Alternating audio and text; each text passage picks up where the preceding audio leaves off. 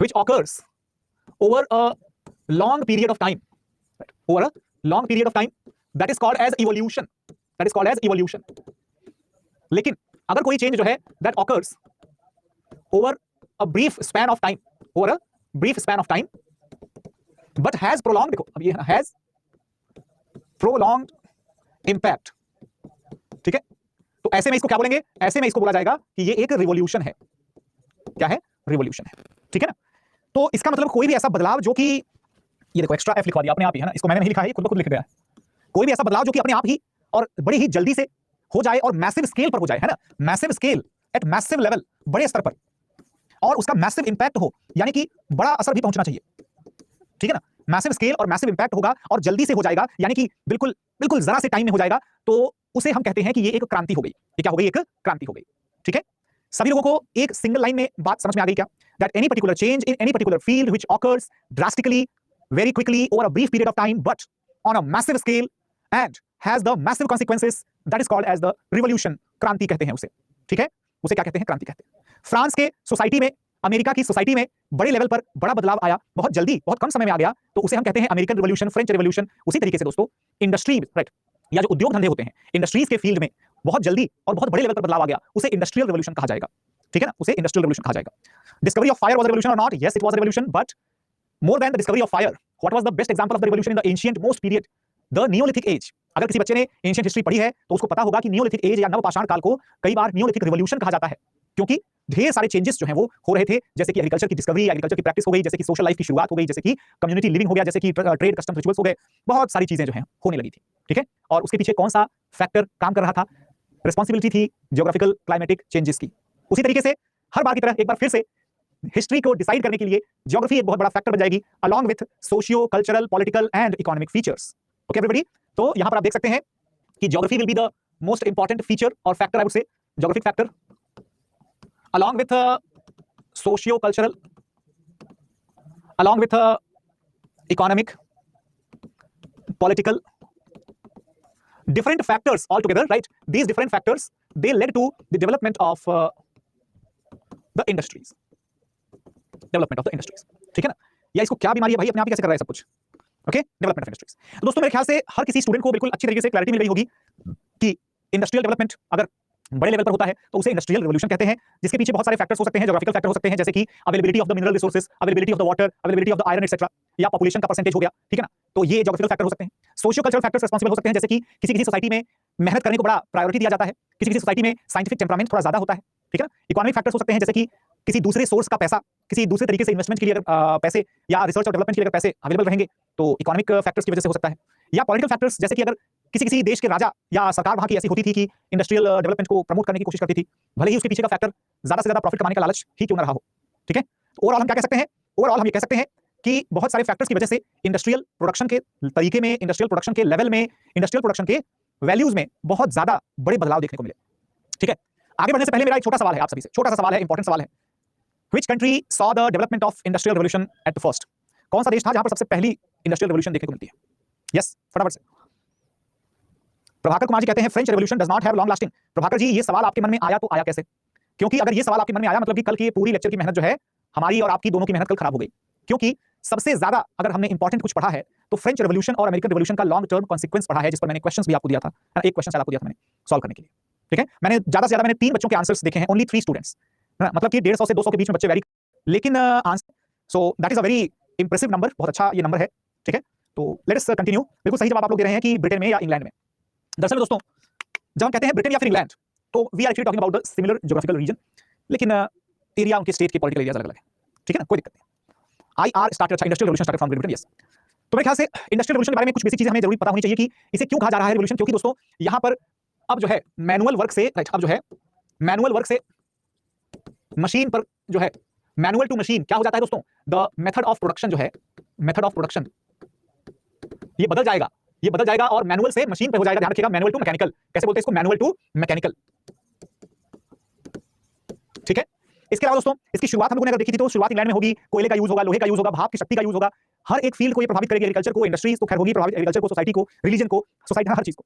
लेकिन अब अगर बात करें, क्या इशू आ रहे हैं भाई, तरह तरह के इशू ही इशू आ रहे हैं, क्या सब है ये फालतू,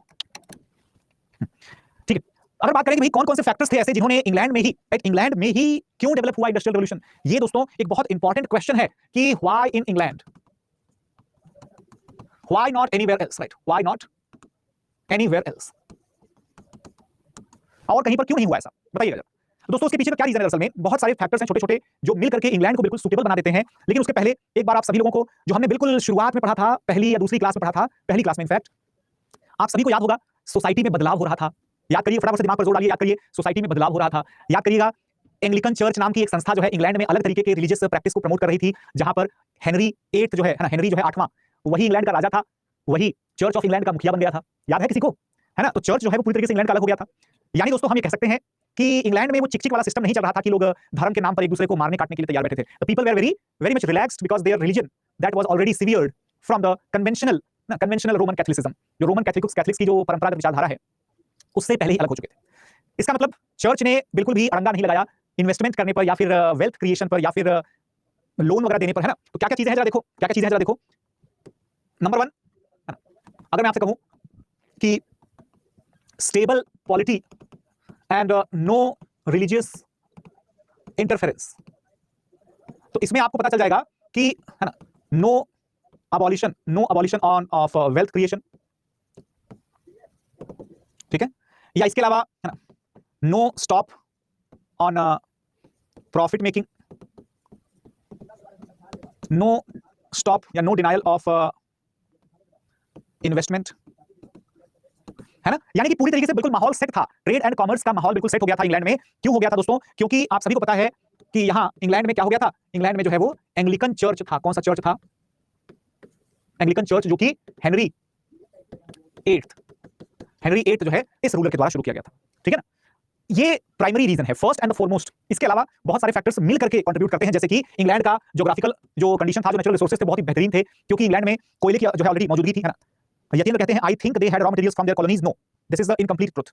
एक्चुअल में ब्रिटेन के पास पहले से ही बहुत सारा कोयला था, बहुत सारा लोहा प्रोड्यूस होता था, तो कोयला और लोहा दोनों प्रोड्यूस हो रहे हैं, ठीक है ना? इसके अलावा कोयले के और लोहे के और तमाम चीजों के ट्रेड करने के लिए क्या क्या रिस्पॉन्सिबल है? उनकी ज्योग्राफिकल स्ट्रक्चरिंग जो है, उनका जो कॉन्टिनेंटल शेल्फ है, वो लोग एक आइलैंड है, एक द्वीप समूह, है ना? ब्रिटेन एक द्वीप है। अब द्वीप होने की वजह से, कोस्टल एरिया होने की वजह से ट्रेड एंड कॉमर्स तो शानदार होगा उनका। इसका मतलब न सिर्फ उनके पास रिसोर्सेज थे, बल्कि उनके पास एक बढ़ती हुई इकोनॉमिक सिस्टम भी उनके पास हुआ करता था। अब ये बढ़ता हुआ इकोनॉमिक सिस्टम का क्या मतलब होता है? जरा देखिएगा, इंग्लैंड जिसके सेलर्स, जिसकी नेवी बड़ी मजबूत मानी जाती थी, उन्होंने धीरे धीरे करके कॉलोनियल एम्पायर अपना क्रिएट किया। अब कॉलोनियल एम्पायर क्रिएट करने का उनको सबसे बेनिफिट क्या हुआ? सबसे ज्यादा बेनिफिट उनको ये होता है that they got an increasingly beneficial या increasingly profitable position in the overseas trade. यानी कि उनके पास जो भी उनका व्यापार था वो पूरी तरीके से उनके प्रॉफिट के लिए था, उनके नियंत्रण में था। और ऐसा क्यों होता था? क्योंकि भैया कॉलोनी तो सिर्फ फ्री में सप्लाई करने के लिए। जैसे कि अगर मैं ये कहूं कि मैं अगर कॉलोनी हूं और ब्रिटेन जो है अगर वो मालिक देश है, तो ब्रिटेन क्या करेगा? मेरे यहां पर ला करके अपना सामान बेचेगा, उसको अपनी मर्जी से दाम लगाएगा, लेकिन यहां से सामान ले जाने के लिए वो बहुत चीप रेट्स पर खरीद कर ले जाएगा। यानी कि लो परचेजिंग प्राइस या लो कॉस्ट प्राइस और हाई सेलिंग प्राइस किसके लिए? ब्रिटिश प्रोडक्ट के लिए। तो ब्रिटिश प्रोडक्ट दुनिया भर में छा जाएंगे, दुनिया भर में बिकने लगेंगे। रिजल्ट, ब्रिटेन जबरदस्त तरीके से रिवोल्यूशनाइज्ड हो जाएगा, इंडस्ट्रियल रिवोल्यूशन ब्रिटेन में तगड़ा हो जाएगा, ठीक है ना? बाकी वस्तुओं की डिमांड लगातार बनी रही थी। साथ ही साथ दोस्तों ब्रिटेन में जो है बैंकिंग सिस्टम और पॉलिटिकल सिस्टम दोनों के दोनों इंडस्ट्रीज को हमेशा क्या करते थे? प्रमोट करते थे। याद रखिएगा, जैसे दोस्तों अगर बात करें बैंक ऑफ इंग्लैंड की, या जैसे बात करें अगर मर्चेंट्स एसोसिएशन जो होते थे इंग्लैंड में, तो ये मर्चेंट्स एसोसिएशन या बैंक ऑफ इंग्लैंड जैसे ऑर्गेनाइजेशंस जो हैं, ये लोग ट्रेडर्स को और मर्चेंट्स को खूब सारा लोन देते थे। इसके पीछे का रीजन तो आप जानते ही होंगे, मैंने आपको पहले भी बता रखा है। मर्केंटिलिज्म या वाणिज्यवाद, इसकी वजह से मर्चेंट्स और रूलर्स के बीच में क्या होता है? इन दोनों के बीच में बाकायदा एक म्यूचुअल कनेक्शन एस्टैब्लिश हो जाता है, डिपेंडेंसी, म्यूचुअल डिपेंडेंसी। नतीजा ये निकलेगा कि जब सोसाइटी में बदलाव आने की बात होने लगेगी, जब कॉलोनियल मार्केट क्रिएट हो जाएगा, कॉलोनियल एम्पायर क्रिएट हो जाएगा, तब ब्रिटेन के आम जनता को भी पैसे कमाने की इच्छा रहेगी, और वो लोग एजुकेशन की वजह से और पैसों की लालच की वजह से नए नए इनोवेटिव आइडियाज जो हैं वो ढूंढने लगेंगे। और रिजल्ट ये होगा कि उसी इनोवेटिव आइडियाज की सर्च में नए नए मैकेनिकल मेथड्स बनेंगे, नई प्रोडक्शन पॉलिसीज बनेंगी, नई मशीनरीज बनेंगी, तो प्रोडक्शन पूरा बदल जाएगा, ठीक है ना? ध्यान रखिएगा। Yes, exactly Jaya, exactly. तो कुल मिलाकर के आप ये समझ लीजिएगा, कि भाई बहुत सारे फैक्टर्स जो है हम लोगों ने देख लिए। कौन कौन से फैक्टर्स देख लिए हमने? नंबर 1 आपका पॉलिटिकल स्टेबिलिटी है, ठीक है। नंबर 2 है आपका अवेलेबिलिटी ऑफ रॉ मटेरियल्स, है ना। नंबर 3 आपका क्या है दोस्त? नंबर 3 आपका है availability of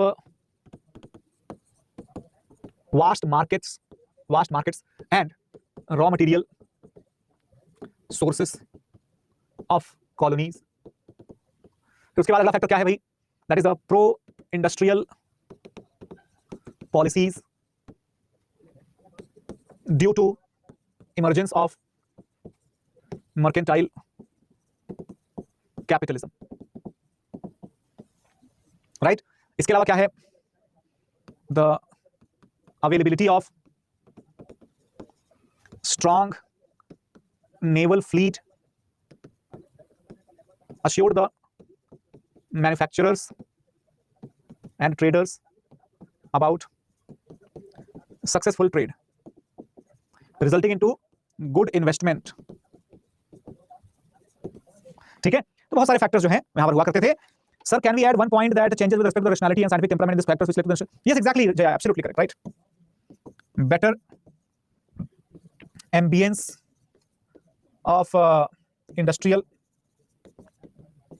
progress due to liberal and scientific society। ठीक है ना, तो बिल्कुल हम लोग लिख सकते हैं, हम लोग ये सारी चीजें लिख सकते हैं। बाकी इसके अलावा दोस्तों बहुत सारी और भी फैक्टर्स हैं, जैसे कि देखो यार, मैन, मटेरियल और मनी, जिसको कि हम लोग 3M कहते हैं। ये 3M जो होते हैं दोस्तों, these are the essential for any development. ठीक है ना, तो किसी प्रकार के डेवलपमेंट के लिए मैन, मटेरियल, मनी, यहां पर मैन का जो अर्थ होता है इसको हम लोग समझते हैं लेबर, मटेरियल का मतलब होता है यहां पर रिसोर्सेस, और मनी मतलब यानी कि कैपिटल, इन्वेस्ट। ठीक है, तो ये तीनों ही चीजें बहुत ज्यादा अवेलेबल थी ब्रिटेन के अंदर। ठीक है, और जिसकी वजह से क्या होता है कि ब्रिटेन ही वो जगह बनती है that became that place where the industrial revolution took place और इंडस्ट्रियल रिवॉल्यूशन हैपेंड। ठीक है, इसकी शुरुआत कैसे होती है, क्या क्या फैक्टर्स होते हैं दोस्तों, तो बहुत सारे फैक्टर्स की हम लोगों ने डिस्कशन कर लिया। इसके अलावा एक हमेशा की तरह पढ़ा लिखा और बड़े बड़े ड्रीम्स देखने वाला जो मिडिल क्लास सोसाइटी था, एस्पिरेशनल मिडिल क्लास जिसको बोलते हैं, वो तो खैर था ही। बैंकिंग सिस्टम हम लोग ऑलरेडी पढ़ चुके हैं Raghavendra, already we have seen the reason it's a strong banking system. आपको याद होगा बैंकिंग सिस्टम की शुरुआत भी रिवॉल्यूशन रेनेसा और रिफॉर्मेशन से ही जुड़ी हुई है, जिसमें मैंने आपको बताया था क्लास में कि किस तरीके से इटली के जो बड़े बड़े रईस हुआ करते थे, जैसे कि फैमिली ऑफ मिन्यूची, अब उन लोगों ने अपने खुद के पर्सनल बैंक्स स्टार्ट किए हुए थे जो कि बड़े पैमाने पर लोन्स दिया करते थे, और मॉडर्न बैंकिंग की वही शुरुआत मानी जाती है। ऐसी ही मॉडर्न बैंकिंग जो है वो ब्रिटेन में भी प्रिवेल हो रही थी। ठीक है ना, आई बात सबके समझ में। तो कुल मिलाकर के बहुत सारे फैक्टर्स का एक कॉम्बिनेशन बन गया, और जिसकी वजह से एक यूनिक कंडीशन क्रिएट हो जाती है, और इंग्लैंड में ही रिवॉल्यूशन जो है, इंडस्ट्रियल रिवॉल्यूशन देखने को मिलता है। ऑलराइट एवरीवन, किसी का कोई भी डाउट हो यहां तक तो प्लीज पूछ लीजिए। Yes, anybody is having any queries or questions? Market and raw material that time they had stock market, हाँ बिल्कुल, लाइट्स बहुत ज्यादा लग रही हैं आज। हाँ जी, any questions do you have? I don't think आपके कोई क्वेश्चंस हैं, so let us proceed further. Spread of the industrial revolution या औद्योगिक क्रांति का प्रसार। ठीक है ना, why not America? Why not America? It is because America में आपको पता ही होगा, more than half of the section of their population that was discarded of any type of rights. Americans were busy in their westward expansion, right? Westward expansion. और वैसे भी जिस समय industrial revolution होता है, ये जो समय है जिस समय इंडस्ट्रियल रिवॉल्यूशन यहां पर होता है, ध्यान रखिएगा, वो कौन सा टाइम रहता है दोस्तों? 1765 से लेकर के 1840 के बीच का टाइम रहता है। और अमेरिका का जो दौर था वो कब से स्टार्ट हुआ? अमेरिका का दौर स्टार्ट होता है 1865 एंड देन ऑनवर्ड्स। तो अमेरिका इस जमाने में कुछ भी नहीं बल्कि एक कॉलोनी हुआ करता था। 1765 में तो कॉलोनी ही था, वो भी ब्रिटेन का ही, है ना। और 1840 तक आते आते भी अमेरिका जो है अभी भी वो स्टेबल नहीं था, अभी भी वो डिस्क्रिमिनेटरी था, बहुत ज्यादा सिविल वॉर के चांसेस थे, है कि नहीं। तो मिड 18th से मिड 19th सेंचुरी के पीरियड में दुनिया में अगर सबसे ज्यादा पावरफुल, सबसे ज्यादा इंपैक्टफुल कोई देश था तो वो था ब्रिटेन, जहां पर इंडस्ट्रियल रिवॉल्यूशन होती है। ओके, यार क्लियर होगा सभी लोगों को? ये आप जरा देखिएगा, इसमें ना अलग अलग एरियाज में आप देखेंगे अलग अलग इंडस्ट्रियल डेवलपमेंट के ईयर्स बताए गए हैं दोस्तों। जैसे कि इंग्लैंड में मिडलैंड साइड, इंग्लैंड में जो क्रांति है दरअसल में वो आकर के कब पूरी हो जाएगी दोस्तों? वो पूरी हो जाएगी 1840 तक आते आते वो पूरी तरीके से इंग्लैंड पूरा का पूरा इंडस्ट्रियलाइज हो जाएगा। उसके बाद जो कुछ इलाके हैं आप देख सकते हैं, जर्मनी, नीदरलैंड्स, बेल्जियम, ऐसे कुछ इलाके, फ्रांस के कुछ इलाके, ये दूसरे नंबर पर आते हैं, यानी कि 1850 वाला जो पीरियड है उसमें ये इंडस्ट्रियल रिवॉल्यूशन वाले एरियाज होते हैं। ठीक है, उसके बाद जर्मनी के ही सैक्सोनी, राइट, और कुछ एरिया जो है फ्रांस के कुछ एरियाज, कुछ स्विट्जरलैंड के एरियाज, कुछ ऑस्ट्रिया के आसपास के, स्लोवेनिया के आसपास के, स्लोवाकिया वगैरह के आसपास के इलाके। कुल मिलाकर के ये वाली जो लाइन दिख रही है आपको, ठीक है ना, ये लाइन कौन सी है? ये है 1870s की लाइन, 1870 की लाइन। लेकिन सबसे ज्यादा ये जो एरिया आप देख रहे हो, this particular area, this was the last area in the entire Europe to be recognised as the industrial area. ठीक है, तो यहां पर क्या होता है दोस्तों, यहां पर जो है अलग अलग, है ना, सॉरी गाइस, थोड़ा सा ना मतलब स्ट्रेच आ गया थोड़ा सा। यहाँ पर क्या होता है कि अलग अलग जो है वो ईयर्स ऑफ इंडस्ट्रियल रिवोल्यूशन या इंडस्ट्रियल डेवलपमेंट देखने को मिलते हैं, और इसी वजह से हम किसी भी एक पर्टिकुलर स्पेसिफिक ईयर को पूरी दुनिया के लिए डिजिग्नेट नहीं कर सकते कि यहीं से इंडस्ट्रियल रिवोल्यूशन पूरी दुनिया में फैल गई थी। ऑफ कोर्स दुनिया के अलग अलग हिस्सों में अलग अलग पीरियड्स में इंडस्ट्रियल रिवोल्यूशन जो है वो हुए हैं, ठीक है ना। Difference between UK, Britain and England, ठीक है। तो ये जो आप देख रहे हो मेरे ख्याल से आपको दिखाई दे रहा होगा, ये जो है राइट, ये जो है ये क्या है, this is the great Britain. और ग्रेट ब्रिटेन के अंदर जो है, ग्रेट ब्रिटेन के अंदर और क्या है भाई, है ना, इसमें आपको 3 देश मिल जाएंगे, एक इंग्लैंड, एक वेल्स, एक स्कॉटलैंड, ठीक है। और उसके बाद जब आप इसमें ये वाला पोर्शन भी मिला देंगे तब ये क्या बन जाएगा, Great Britain, right, Great Britain plus Northern Ireland is equal to United Kingdom, ठीक है। और जब इन दोनों को मिला देंगे, मतलब कि आयरलैंड को भी और ग्रेट ब्रिटेन को भी, तब इसको बोला जाएगा ब्रिटिश आइल्स, ठीक है ना, ब्रिटिश आइल्स। तो यूके क्या होता है, ब्रिटेन क्या होता है, इंग्लैंड क्या होता है, ये आप सभी लोगों को पता चल गया होगा। इंग्लैंड एक देश है जो कि ब्रिटेन के द्वीप, ब्रिटेन या ग्रेट ब्रिटेन नामक द्वीप जो है द्वीप में मौजूद है। और ग्रेट ब्रिटेन नामक द्वीप में जो 3 देश हैं, इंग्लैंड है, वेल्स है, स्कॉटलैंड है, उसमें आयरलैंड द्वीप का एक देश जिसका नाम उत्तरी आयरलैंड है, उसको मिला देंगे तो फिर इंग्लैंड, स्कॉटलैंड, वेल्स और नॉर्दर्न आयरलैंड, ये चारों देश मिला करके क्या बन जाते हैं, ये मिला करके बन जाते हैं यूनाइटेड किंगडम, ठीक है, यूनाइटेड किंगडम। ब्रिटिश आइल्स ही क्यों, आयरिश आइल्स क्यों नहीं, क्योंकि ब्रिटिश आइल्स जो है वो काफी बड़े हैं। ब्रिटिश जो है, ब्रिटेन जो है वो बहुत बड़ा है। ग्रेट ब्रिटेन इसलिए क्योंकि ब्रिटेन एक काफी बड़ा आइलैंड है, ठीक है ना। तो ये सब चीजें मेरे ख्याल सभी को क्लियर हो गई होंगी अच्छी तरीके से। तो हमने देखा दोस्तों कि 1800 या 1760-65 से लेकर के 1765 से लेकर के 1870 के बीच में, या फिर ये कहा जाए कि और भी बीच में 1880 1890 के बीच में धीरे धीरे करके पूरा का पूरा यूरोप जो है दोस्तों वो इंडस्ट्रियलाइज्ड हो जाता है। क्या हो जाता है, इंडस्ट्रियलाइज हो जाता है। खुद को खुद ही ग्रेट बोलने से कोई ग्रेट नहीं हो जाता है। अरे भैया, इसीलिए कहा जाता है कि इंग्लिश या कोई भी लैंग्वेज जब हमारी मातृभाषा नहीं होती है तो यही सब दिक्कतें आती हैं। ग्रेट ब्रिटेन का मतलब ये होता है कि बड़ा ब्रिटेन, महान ब्रिटेन नहीं। जैसे ग्रेट अंडमान या लिटिल अंडमान या ग्रेट निकोबार, कार निकोबार, अब यहां पर क्या अंडमान का कोई महान है क्या, नहीं। ग्रेट मतलब होता है बड़ा या बिगर इन द साइज, ठीक है ना। Sir, so industrial revolution started from the British Isles और फ्रॉम ओनली ग्रेट ब्रिटेन। ये स्टार्ट होता है ग्रेट ब्रिटेन से भी नहीं, ब्रिटिश आइल्स से भी नहीं, बल्कि इंग्लैंड नाम की जगह से, इंग्लैंड, ठीक है ना, ध्यान रखिएगा। ओके, 1765 से रिवोल्यूशन स्टार्ट हुआ था, तो फिर 1840 में फर्स्ट टाइम स्प्रेड क्यों हुआ? श्रेया यादव जी, फर्स्ट टाइम नहीं स्प्रेड हो रहा है। ये जो सर्कल बने हुए हैं, these circles are telling that in that particular area industrial revolution was achieved within that particular year। यानी यहाँ 1840 तक औद्योगिक क्रांति हो चुकी थी, 1850 तक औद्योगिक क्रांति यहाँ हो चुकी थी, 1860 तक यहाँ हो चुकी थी, 1870 तक यहाँ हो चुकी थी, और 1890 तक या 80 तक जो है वो यहाँ हो चुकी थी, ठीक है ना, ध्यान रखिएगा। Got it? Yes, Aditya. Unfortunately, Aditya, I have to deal with such people, such questions as well. It's okay, हाँ, it's okay, but I really appreciate your effort. तो दोस्तों, ये इंडस्ट्रियल रिवोल्यूशन कैसे हो गया? अभी तक हम लोगों ने देखा कि भाई ज्योग्राफिकल फैक्टर्स हैं या फिर पॉलिटिकल फैक्टर्स हैं, या फिर हमने देखा कि उसका एक general spread of the revolution जो है वो किस तरीके से हो रहा है। पर कुछ ना कुछ तो ऐसी मशीन्स, कुछ ना कुछ तो ऐसे इन्वेंशंस, ऐसे आविष्कार हुए ही होंगे जिसकी वजह से छोटी छोटी चीजों को मिला करके वो बड़ा सा इंपैक्ट जो है वो क्रिएट हो जाता है, बड़ा सा इंपैक्ट क्रिएट हो जाता है, ठीक है ना। अब फॉर एग्जाम्पल अगर देखा जाए दोस्तों, तो स्पिनिंग जेनी नाम का जो एक कह सकते हैं टेक्सटाइल वीविंग लूम था, पावर लूम, ये हो गया। या भाप के इंजन जिसको कि जेम्स वॉट ने डेवलप किया था 1775 में, या फिर जो आपके हेनरी बेसमर हैं जिन्होंने क्या कर दिया था, कोकिंग कोल प्रोडक्शन टेक्निक जो है उन्होंने यूज की थी इन द स्टील प्रोडक्शन। अब ये सब चीजें क्या हैं, अब आप समझो।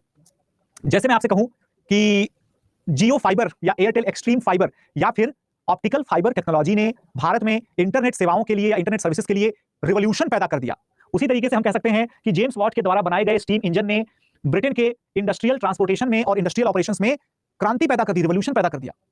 उसी तरीके से, है ना, उसी तरीके से चारकोल जो कि लकड़ी का कोयला होता था जिसको यूज करते थे चीजों को जलाने में, गर्म करने में, पिघलाने में, उसी चारकोल की जगह जो है कोकिंग कोल का प्रयोग होने लग गया, जो कि बहुत ज्यादा प्योरीफाइड कार्बन बेस्ड कोल होता था ऑफ कोर्स। और उसकी वजह से क्या होता है दोस्तों, एफिशिएंसी जो है वो काफी ज्यादा बढ़ जाती है, ठीक है, एफिशिएंसी काफी ज्यादा बढ़ जाती है। किसकी एफिशिएंसी?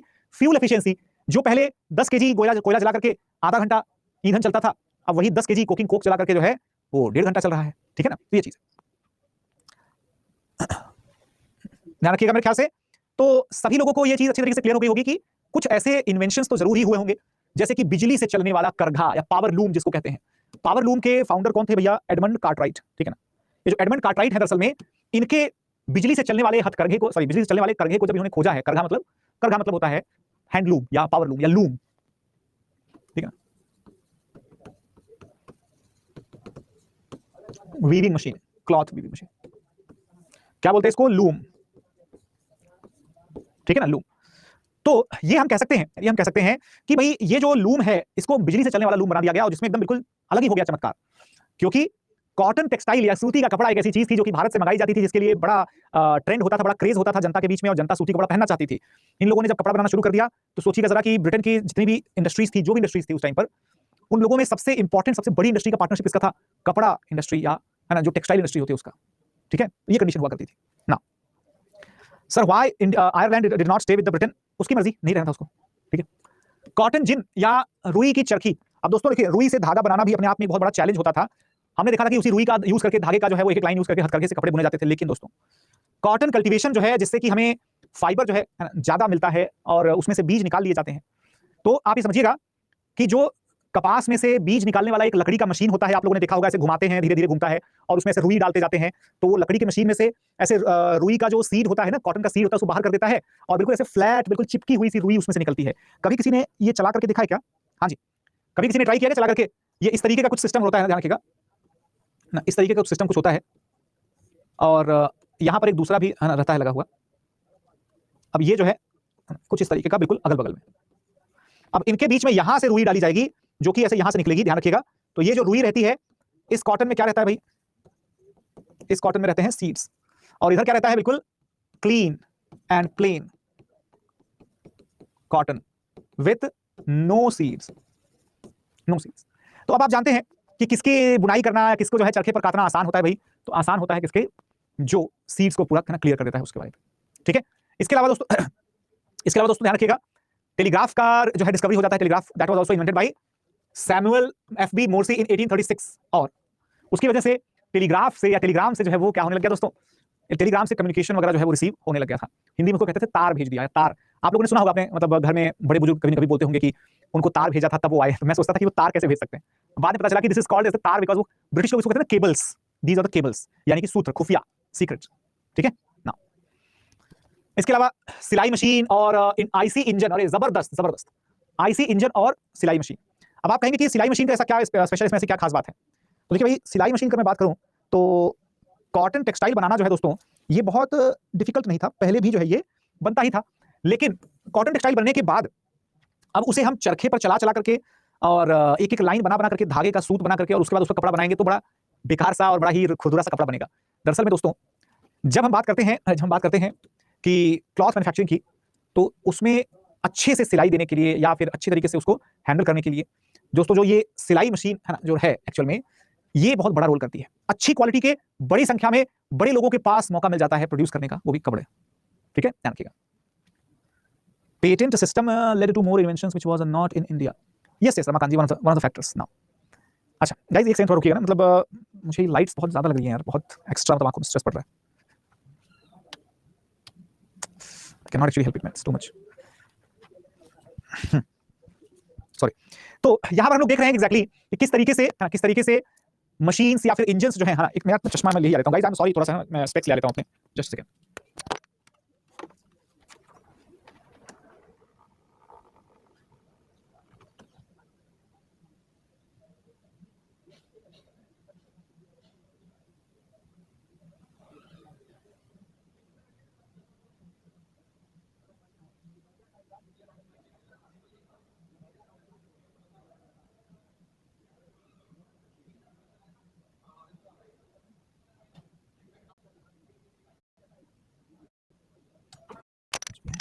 लग रहा है मतलब तो इंटरनल कंबशन इंजन। अब ये आईसी इंजन्स का क्या यूज होता है भाई? आईसी इंजन्स कितने लोगों ने पढ़ा हुआ है? How many mechanical engineers out there everyone? Yes, mechanical engineers कितने लोग हैं अपनी क्लास में? आप ही लोगों के लिए लेक्चर है आज का भाई। जितने भी मैकेनिकल इंजीनियर्स होंगे, आप सभी को पता होगा कि इंटरनल कंबशन इंजन जो है वो होता है जिसमें क्या करते हैं, जिसमें कि है ना पेट्रोल का या डीजल का जो है वो यूज करते हैं with the help of piston रहता है, एक रॉड जो रहती है ना, तो प्रेस करते हैं और उसके बाद फिर प्रेशर कंडीशन में फ्यूल को थोड़ी सी भी आग देंगे तो वो जलने लगेगा। अब उसके जलने से वो सिलेंडर पिस्टन जो है वो मूवमेंट आ जाएगा और उस पिस्टन से कनेक्टेड जो क्रैंक वगैरह रहते हैं या जो बाकी जो है पूरा सिस्टम रहता है, उसकी मदद से पूरा का पूरा मशीन चलने लगता है, ठीक है। तो इस तरीके से एक सिलेंडर के अंदर जो है कंबशन करके उसके प्रेशराइज्ड कंडीशन में उसके मूवमेंट का यूज करके इंजन को चलाना, ये बहुत एफिशिएंट साबित हुआ, है ना, बहुत ज्यादा एफिशिएंट साबित हुआ। और जिसका रिजल्ट ये निकला कि कम फ्यूल में ज्यादा देर तक मशीन चलने लगी, जिसका रिजल्ट ये निकला कि मशीन की जब एफिशिएंसी बढ़ गई तो जितनी दूरी तय करने में, जरा सोचिएगा, जितनी दूरी तय करने में एक घोड़े को कितना चारा देना पड़ेगा, कितना सब कुछ हैंडल करना पड़ेगा, और ऊपर से वो थकेगा भी तो आराम भी करेगा। मशीन्स बिना थके काफी देर तक चलती रहती थी, और वो भी बहुत कम खर्चे में, ठीक है ना। तो इसी वजह से आईसी इंजन का जो इन्वेंशन था ये एक लैंडमार्क इवेंट था। अपार्ट फ्रॉम दैट टेलीफोन का जो इन्वेंशन हुआ है दोस्तों, लॉन्ग डिस्टेंस कम्युनिकेशन को अगर किसी एक डिवाइस ने हमेशा हमेशा के लिए बदल दिया तो वो डिवाइस था टेलीफोन। वो डिवाइस था टेलीफोन, क्योंकि उसके बाद फिर टेलीफोन को सिर्फ इस बात पर फोकस करना पड़ा कि उसके अंदर का जो रिसीवर या जो ट्रांसमीटर्स लगे हुए हैं उनको कैसे बदल दिया जाए, कब तक वो तार के माध्यम से होगा, कब तक एरियल सिग्नल्स के माध्यम से अगर होने लगे तो कितनी अच्छी बात हो जाए। जब फोन के अंदर एरियल सिग्नल्स कैच करने की शक्ति आ गई तब उसे कहने लग गए मोबाइल फोन, है ना। तो ये सारी चीजें हो गई। ग्रामोफोन और हवाई जहाज वगैरह भी काफी इंपॉर्टेंट रोल प्ले करते हैं। ग्रामोफोन कैसे कैसे इंपॉर्टेंट रोल प्ले करेगा भाई इंडस्ट्रियल रेवोल्यूशन में? दोस्तों इंडस्ट्रियल रेवोल्यूशन में ग्रामोफोन जो है ना, probably it was the first product as such, जहां पर आप एक कॉमन मशीन बना रहे हैं जो कि कोई आम आदमी भी उसे चला रहा है। जैसे कि सिलाई मशीन वगैरह जो है ना, इसमें भी कुछ थोड़ा बहुत कॉम्प्लिकेशन होती थी जिसको कि सिलाई मशीन का एक्सपर्ट ही कर सकता था। टेलीफोन अगर खराब हो गया तो एक्सपर्ट ही देखता था, लेकिन ग्रामोफोन जो है ये बहुत सिंपल था, है ना, इसमें बहुत सिंपल था। लेकिन सवाल ये उठता है, सवाल अब ये उठता है कि ऐसे ही एक के बाद एक जब इन्वेंशंस होते गए, हवाई जहाज बन गया, सब कुछ हो गया, तो उसके रिजल्ट क्या निकलते हैं, उसके कॉन्सिक्वेंसेस क्या है ना। तो भाई सबसे पहला कॉन्सिक्वेंस क्या निकलता है कि पूरी की पूरी लाइफ जो है, पूरा का पूरा सोशल या पॉलिटिकल या economic life of the individuals who were और the societies who were the witness और the participants in the industrial revolution, इन लोगों का भविष्य तो हमेशा हमेशा के लिए बदल गया, ठीक है। जैसे कि अब रूरल एरियाज खत्म होने लगे, इंडस्ट्रियल एरियाज जो है ये इमर्ज हो जाते हैं, ध्यान रखिएगा। और इतना ही नहीं, उसी इंडस्ट्रियल एरिया के डेवलपमेंट वगैरह पर भी ध्यान दिया जाता है, क्योंकि रूरल एरियाज में कोई भी सच बड़े लेवल का डेवलपमेंट वो नहीं किया जाता। क्यों? उसके पीछे क्या फैक्टर है? क्योंकि concentration of wealth, concentration of power, property, सब कुछ कहाँ है, कहाँ था उस टाइम पर? सब कुछ जो था वो शहर में था, ठीक है ना। इसके अलावा rapid urban growth with explosive expansion of the cities like Manchester. ये रैपिड अर्बन ग्रोथ क्या होती है? रैपिड अर्बन ग्रोथ का मतलब ये होता है कि शहर जो है वो बढ़ रहा है और शहर की जो अंदर की स्पेशलिटीज हैं वो भी काफी एक्सपैंड हो रही हैं। आई होप आप सब लोग एग्री करेंगे।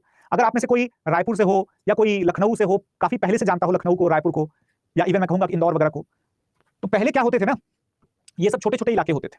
जैसा कि अभी यहाँ पर लिखा गया है कि urban growth with explosive expansion of cities, मैंने कहा कि अर्बन ग्रोथ तो हो रही है, साथ ही साथ एक्सपेंशन भी जो है वो हो रहा है। ग्रोथ यहाँ पर क्या इंडिकेट कर रही है? क्वालिटेटिव। और ये क्या है भाई? ये जो है क्वांटिटेटिव, ठीक है ना, क्वांटिटेटिव। यानी कि शहर छोटा सा लेकिन सब कुछ मिलता है, वो भी तो था। और दूसरा ये भी था कि शहर छोटा सा है, वो सब कुछ मिलता है, लेकिन उसके बड़े इलाके में, बड़े बगल में नया सा शहर डेवलप हो रहा है, उसी का एक्सटेंशन है, उसी का कंटिन्यूएशन है, इस तरीके का, ठीक है ना। हाँ, रायपुर, बिल्कुल रायपुर बढ़ करके नया रायपुर बन गया है, बिल्कुल सही कह रहे हैं आप। इसके अलावा दोस्तों इसके परिणाम एक और चीज होती है, ये वाला परिणाम ज्यादा इंपॉर्टेंट है। This is really really important. यहां तक कि आप सोचिए कि जो पूरा का पूरा जो सोशल आइडियोलॉजी है, या जो कहें कि इंडस्ट्रियल रिवोल्यूशन के बाद ही वो इमर्ज होता है एज अ पॉपुलर आइडियोलॉजी, और सेकंड फेज में ये खुद एक अल्टरनेटिव बन जाता है इंडस्ट्रीज का और अपना एक अलग मॉडल प्रस्तुत करता है, ठीक है ना। तो सबसे इंपॉर्टेंट ये याद रखना आप लोगों के लिए कि जो लिविंग कंडीशंस थी इंडस्ट्रियल सिटीज में बहुत ही खराब थी, जिसकी वजह से कई बार ऐसा होता है कि मजदूरों का इतना ज्यादा शोषण हो गया कि मजदूरों ने ऐसे थिंकर्स और फिलोसोफर्स का सपोर्ट करना शुरू कर दिया, अपना सब कुछ मानना शुरू कर दिया, जो कि मजदूरों के हक की, उनके हित की बात किया करते थे। बात, only the talks, right, no real things. तो हमें कह सकते हैं कि जो पुअर लोग थे उनकी वर्किंग कंडीशन तो बहुत खराब थी ही, साथ ही साथ जो है खराब कंडीशन और जरूरत से ज्यादा एक्सप्लॉइटेशन की वजह से एक इमरजेंस होता है सोशलिस्ट और कम्युनिस्ट थिंकर्स और रिफॉर्मर्स का, ठीक है ना। यस, मार्क्स, बिल्कुल सही, ठीक है। उसके बाद political consequences of the concentrated labour. अब भाई जाहिर सी बात है, अब लेबर्स जो है वो सबके सब एक ही जगह पर रह रहे हैं, एक बड़ी सी फैक्ट्री है, 500 600 1000 10,000 लेबर है, वो इंस्पिरेशनल फील करते हैं जब सपोज वो किसी इंडस्ट्रियल डिस्प्यूट लीडर का नाम सुनते हैं, ठीक है। अब ऐसे में मान के चलिए कि कुछ लोगों ने बाकायदा क्या कर दिया, पूरा डेडिकेशन अपना आइडियोलॉजी के लिए ही दे दिया, पार्टी वार्टी ज्वाइन कर ली, सब कुछ कर लिया। कुछ लोग अगर मान के चलिए, अगर देखें कि यहाँ पर एजिटेशन फेस कर रहे हैं, दिक्कतें झेल रहे हैं, लेकिन कंटिन्यू करते हैं सब कुछ, ठीक है। तो कंटिन्यू करने का मतलब कि वही कैपिटलिज्म आपका शोषण करता रहेगा लगातार। यानी दोस्तों हम कह सकते हैं कि इंडस्ट्रियल रेवोल्यूशन की वजह से कैपिटलिस्ट और सोशलिस्ट, ठीक है, ये दो अलग अलग तरीके की आइडियोलॉजी जो है वो प्रमोट होती है, जिसका कि बड़ा एक कह सकते हैं ग्रीवियस कॉन्सिक्वेंस है, ठीक है ना, बड़ा महत्व है। देन पॉलिटिकल कॉन्सिक्वेंसेस से जो है, अब जब हम पॉलिटिकल कॉन्सिक्वेंसेस की बात करते हैं, ध्यान रखिएगा, यूनिवर्सल सफरेज और लेबर रिफॉर्म्स जैसे आंदोलन की जो जड़ है वो कहाँ है? वो इसमें है भाई, मतलब एक इलाका है जिसमें कि लेबर्स ही लेबर्स रहते हैं और वो कॉन्ट्रैक्ट वगैरह पर काम करते हैं, उनको पता चला कि अरे बगल वाले का भी कॉन्ट्रैक्ट पर है, या हमारे अगल बगल में 5,000 लोग हैं, सभी का कॉन्ट्रैक्ट पर है। तो फिर ऐसे में वो लोग क्या कर सकते हैं, फॉर एग्जाम्पल कि भाई अपने लिए रेगुलर वेजेस की डिमांड कर सकते हैं, या अपने लिए जो है अपलिफ्टमेंट की डिमांड कर सकते हैं, या कुछ और डिमांड कर सकते हैं, ठीक है ना। यानी कि हम कुल मिलाकर के देखेंगे कि ये जो सो कॉल्ड इंडस्ट्रियल रिवोल्यूशंस होते हैं, या इंडस्ट्रियल रिवोल्यूशन जो हुआ है सपोज, इन्होंने ही सबसे पहले क्या किया, अपने खात्मे की तरफ सबसे पहला गड्ढा भी खोद लिया। इतना काम करवाया लोगों से, इतना काम करवाया कि लोग जो है, लोगों की कमर टूट गई और लोग तलाशने लगे कि कोई मजदूरों के अधिकार की बात करने वाला है क्या। और आप सोचिए जरा कि मजदूरों के अधिकारों की बात करने वाले लोग इतने पॉपुलर हो गए, इतने पॉपुलर हो गए कि आज तक दुनिया में उनका नाम जो है वो लिया जाता है, ध्यान रखिएगा, ठीक है। रीजन क्या है, बस वही रीजन ये है कि भाई इंडस्ट्रियल प्रोडक्शन बढ़ाने के लिए, प्रॉफिट बढ़ाने के लिए मजदूरों का शोषण तो करना ही पड़ता था, ठीक है ना। और नतीजा ये कि शोषण के खिलाफ बोलने वाले फेमस हो गए, ठीक। तो हम ये कह सकते हैं क्या कि इंडस्ट्रियलाइजेशन के और सोशलिज्म के बीच की एक कनेक्टिंग कड़ी है, कनेक्टिंग लिंक है आपका इंडस्ट्रियल रिवोल्यूशन। और इसके अलावा दोस्तों इंडस्ट्रियल रिवोल्यूशन ने जो है वो लोगों को बड़ा मटेरियलिस्टिक बना दिया। मटेरियलिस्टिक बनाने का मतलब क्या होता है, खराब नहीं है, यहाँ पर सोचिएगा। मटेरियलिस्टिक तो मॉडर्न के लिए बढ़िया है ना यार। मॉडर्न का मतलब क्या होता है, मटेरियलिस्टिक होना चाहिए, और वो जो है अपने रियल लाइफ के लिए ज्यादा इंपॉर्टेंस फील करेगा, तभी वो मॉडर्न है। कई लोग जो है वो आज भी ऐसे होते हैं कि जो है ना, प्राण जाए पर वचन न जाए, ऐसे जो बातें हैं उसको फॉलो करते हैं। तो अब ये देखिएगा जरा कि जब हम बात करते हैं प्रैग्मेटिज्म की, मॉडर्न एज की, तो हम बात करते हैं कि भाई human life is the most precious, most important, ठीक है ना।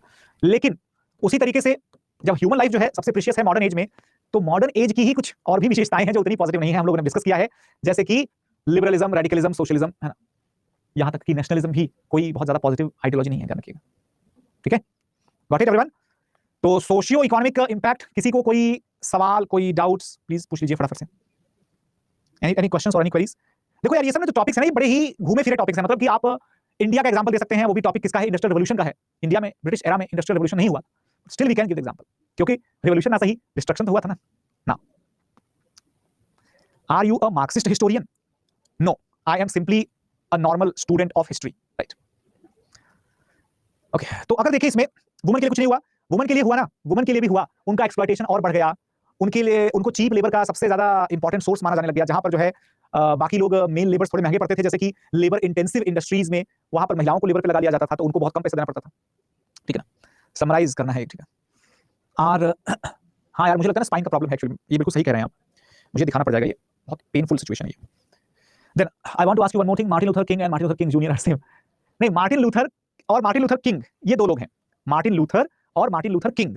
मार्टिन लूथर जो है वो जर्मनी वाले भाई साहब हैं जिन्होंने प्रोटेस्टेंट आंदोलन चलाया था, और मार्टिन लूथर किंग जो है ये दरअसल में अमेरिका में ब्लैक, या जो कह सकते हो कि है ना, अश्वेत हुआ करते थे, उनके अधिकारों के लिए, उनकी ह्यूमन राइट्स के लिए चलाने वाले, आंदोलन चलाने वाले व्यक्ति थे मार्टिन लूथर किंग, ठीक है ना। और उनके बेटे का नाम मार्टिन लूथर किंग जूनियर है। तो ये टोटल मिला के 3 लोग हैं। How nationalism is not positive, please explain. Nationalism positive इसलिए नहीं है, अच्छा तभी मैं सोचूं कि किसी बच्चे ने ये क्यों कहा कि are you Marxist historian. Nationalism positive इसलिए नहीं होता क्योंकि nationalism is the door step of the extremism, है ना। नेशनलिज्म जो है या राष्ट्रवाद जो है, ये अतिवाद का ही प्रवेश द्वार है, प्रवेश द्वार है।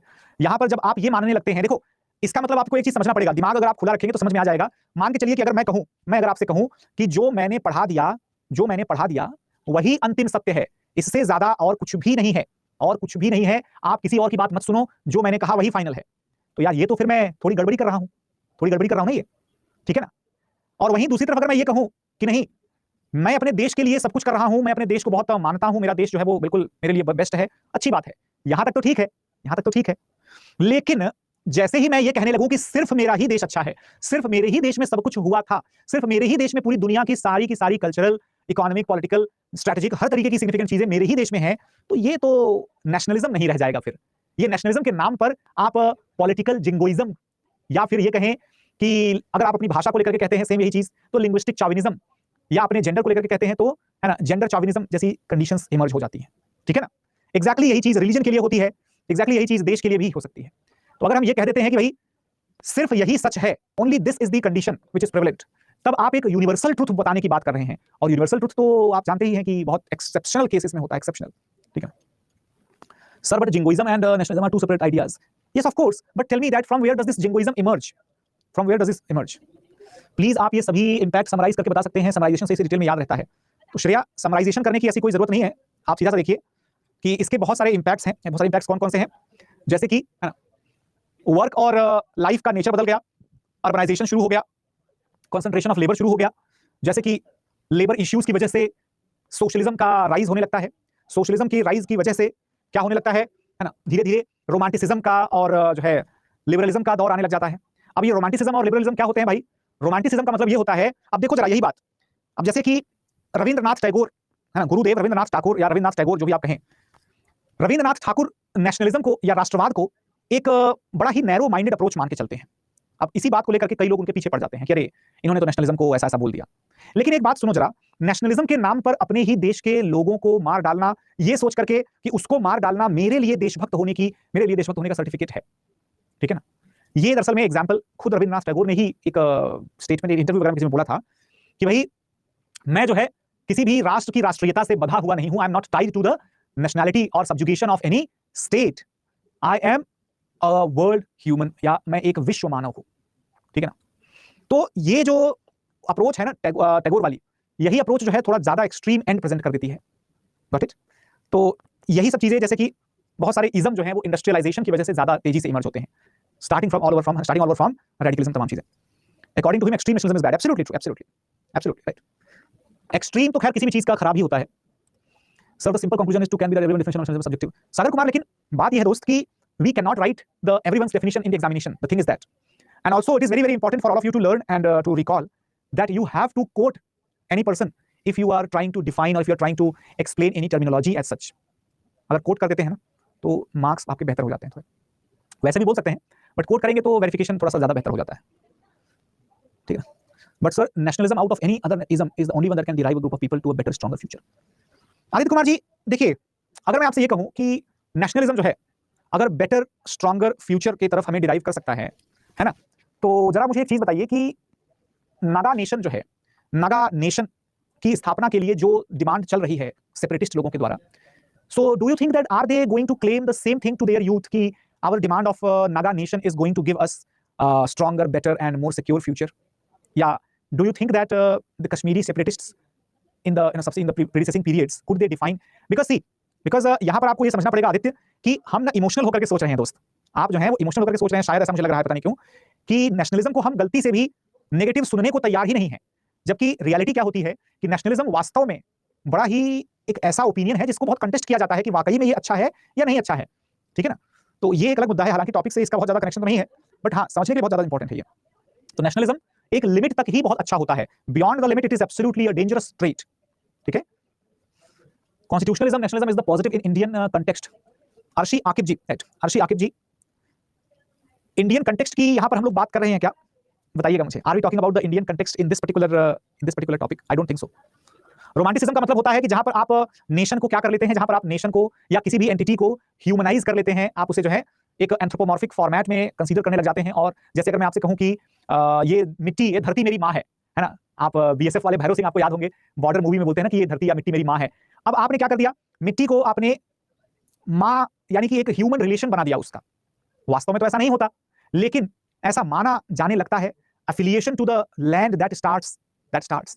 दरअसल में ये जितनी भी चीजें हैं ना, इसका ओरिजिन कहीं ना कहीं मेडिवल से आता है, कहीं ना कहीं मेडिवल से आता है ना, कि ये मिट्टी मेरी माँ है। That means this land to me is as pious, as holy, as sacred as the mother herself. नतीजा, कोई मेरी जमीन पर पैर रखेगा, मैं पैर काट दूंगा, ठीक है ना। दैट्स सर ये लोग आपसे कुछ बुलवाना चाहते हो तो, अरे निमिष शुक्ला जी, कोई दिक्कत नहीं है ना, कोई दिक्कत नहीं है ना। ये आजकल यार ये सब बड़ा चल रहा है, मतलब क्या ऐसे अपने क्लास में भी ऐसा होने का वो है क्या कि मतलब कुछ बुलवाना चाहते हो? देखो भाई, मेरा है ना किसी पार्टी से कोई एफिलिएशन नहीं है, ठीक है ना, मेरा कहीं किसी पार्टी से कोई एफिलिएशन नहीं है। और सीधी सी बात है कि 10 तरीके की किताबें होती हैं, 10 तरीके की किताबों में 10 स्कॉलर्स के ओपिनियन होते हैं। हर ओपिनियन को मैं जाहिर करता हूं आप लोगों के सामने, ताकि आप लोगों का जो सोचने का नजरिया है वो थोड़ा ब्रॉड हो जाए, ठीक है ना। अगर हम किसी भी थिंकर को कोट करते हैं तो इससे मैसेज आएगा ना एग्जामिनर को कि हिस्ट्री में ऑप्शनल है। अरे नहीं ऋतिक, इसकी कोई चिंता नहीं है। Yes exactly Akash, that's the point. Nationalism mention in the constitution due to it bring unity in India. Nationalism apart from fundamental duties, right, fundamental duties बताना जरा मेरे को कहां पर मेंशन किया गया है ना। नेशनलिज्म कहां पर मेंशन किया गया है कॉन्स्टिट्यूशन में, मेरे को बताइएगा ये, है ना। Got it? हो तो कह सकते हो सर, है ना। नीरज कुमार धवन जी, नहीं धवन जी आप बिल्कुल चिंता ना करें, है ना। इतना देखो, एक बात मैं आप लोगों को बता दूं कि भगवान की कृपा से, है ना, रीढ़ की हड्डी में दर्द जरूर है लेकिन रीढ़ की हड्डी टूटी नहीं है, ठीक है ना। तो रीढ़ की हड्डी है, ठीक है। तो इसीलिए आप लोग इसकी चिंता बिल्कुल भी मत करिएगा कि पॉलिटिकल ओपिनियन की वजह से मैं कुछ ऐसा कर रहा हूं। I am absolutely teaching the subject here, right? I am just teaching the subject, not doing anything else apart from it. आप लोगों का इंटरेस्ट है तो आप लोग करते रहिए, I don't care for anybody in this matter. हर किसी का भाई, हर कोई 18 साल से ऊपर का है, हर किसी का अपना अपना पॉलिटिकल ओपिनियन हो सकता है। और रही बात मेरी पॉलिटिकल ओपिनियन की, तो जब से वोट देने के लिए एलिजिबल हुआ हूं तब से लेकर के आज तक किसी भी पॉलिटिकल पार्टी को वोट मैंने नहीं किया है, किसी भी पॉलिटिकल पार्टी को, B it Indian national Congress, B it Bharatiya Janata party और एनी अदर थर्ड पार्टी, ठीक है? तो ये सिर्फ इसलिए करता हूं ताकि जो न्यूट्रलिटी है वो न्यूट्रलिटी बनी रहे, ताकि जो अंडरस्टैंडिंग या किसी भी पार्टी के पॉजिटिव नेगेटिव दोनों आइडियोलॉजी को समझने की, एनालिसिस करने की जो इंटेलिजेंस है वो मेंटेन रहे, ठीक है ना? तो before saying anything, right, anything else, I can assure all of you कि हर एक एस्पेक्ट से जो है मैं चीजों को एनालाइज करके तभी बोलता हूं, ठीक है? ध्यान रखिएगा, गॉट इट? चलो, तो positive impacts of the industrial revolution, औद्योगिक क्रांति के जो है क्या भी है ना, इसके क्या क्या जो है सकारात्मक परिणाम हो सकते हैं, ठीक है ना? Got it? अब अगर देखें कि इंडस्ट्रियल रिवॉल्यूशन के सकारात्मक परिणाम हर एक फील्ड में पॉजिटिव भी होता है, नेगेटिव भी होता है। इंडस्ट्रियल रिवॉल्यूशन के बहुत सारे पॉजिटिव इंपैक्ट हम लोग आज के जमाने में फील करते हैं। बाकायदा मेरे सामने बड़ी बड़ी एलसीडी स्क्रीन्स लगी हुई है, बड़ा भारी सा कैमरा रखा हुआ है, आप लोगों के सामने मैं नहीं हूं फिर भी आप लोगों के सामने दिख रहा होऊंगा, आप लोगों से लाइव 1 to 1 मेरा कम्युनिकेशन हो रहा है। तो कैसे हो रहा है ये सब? This is actually, right, this is actually happening because of the industrial revolution only, right? Industrial revolution only, ध्यान रखिएगा, ठीक है ना? अब यहां पर क्या होता है, राइट, अब यहां पर क्या होता है इस पर्टिकुलर जगह में, राइट, इस पर्टिकुलर जगह में आप देख रहे होंगे कि भाई इंग्लैंड में इंडस्ट्रियल रिवॉल्यूशन की वजह से क्या हो जाता है, एम्प्लॉयमेंट अपॉर्चुनिटीज बढ़ जाती हैं, इकोनॉमिक ग्रोथ होने लगती है, इंडस्ट्रियल ग्रोथ की वजह से और ज्यादा टेक्नोलॉजिकल एडवांसमेंट होता है, उसकी वजह से और ज्यादा इंडस्ट्रियल ग्रोथ होता है। नतीजा ये निकलता है कि धीरे धीरे जो प्रोडक्टिविटी और प्रोडक्शन यानी उत्पादकता और उत्पादन, ये दोनों चीजें बढ़ने लगती हैं। उत्पादकता का क्या मतलब होता है? उत्पादकता का मतलब ये होता है कि हमने कितना इनपुट दिया उस पर कितना आउटपुट मिला हमें, एफिशिएंसी ऑफ द प्रोडक्शन। और उत्पादन यानी कि टोटल आउटपुट, ठीक है ना? तो ये जो कंडीशन है दरअसल में, ये सारी चीजें किसी भी देश के इकोनॉमी को बेनिफिट ही करेंगी, है कि नहीं? तो नंबर 1 बेनिफिट क्या हो गया दोस्तों? नंबर 1 बेनिफिट ये हो गया कि इकोनॉमिक प्रोग्रेस होने लगेगी उस देश की अगर हमने इंडस्ट्रियल रिवॉल्यूशन वहां पर कर दिया तो। नंबर 2 क्या होता है? नंबर 2 होता है कि जीवन स्तर में या इंप्रूव्ड स्टैंडर्ड ऑफ लिविंग जो है, जीवन स्तर में सुधार होता है। कैसे?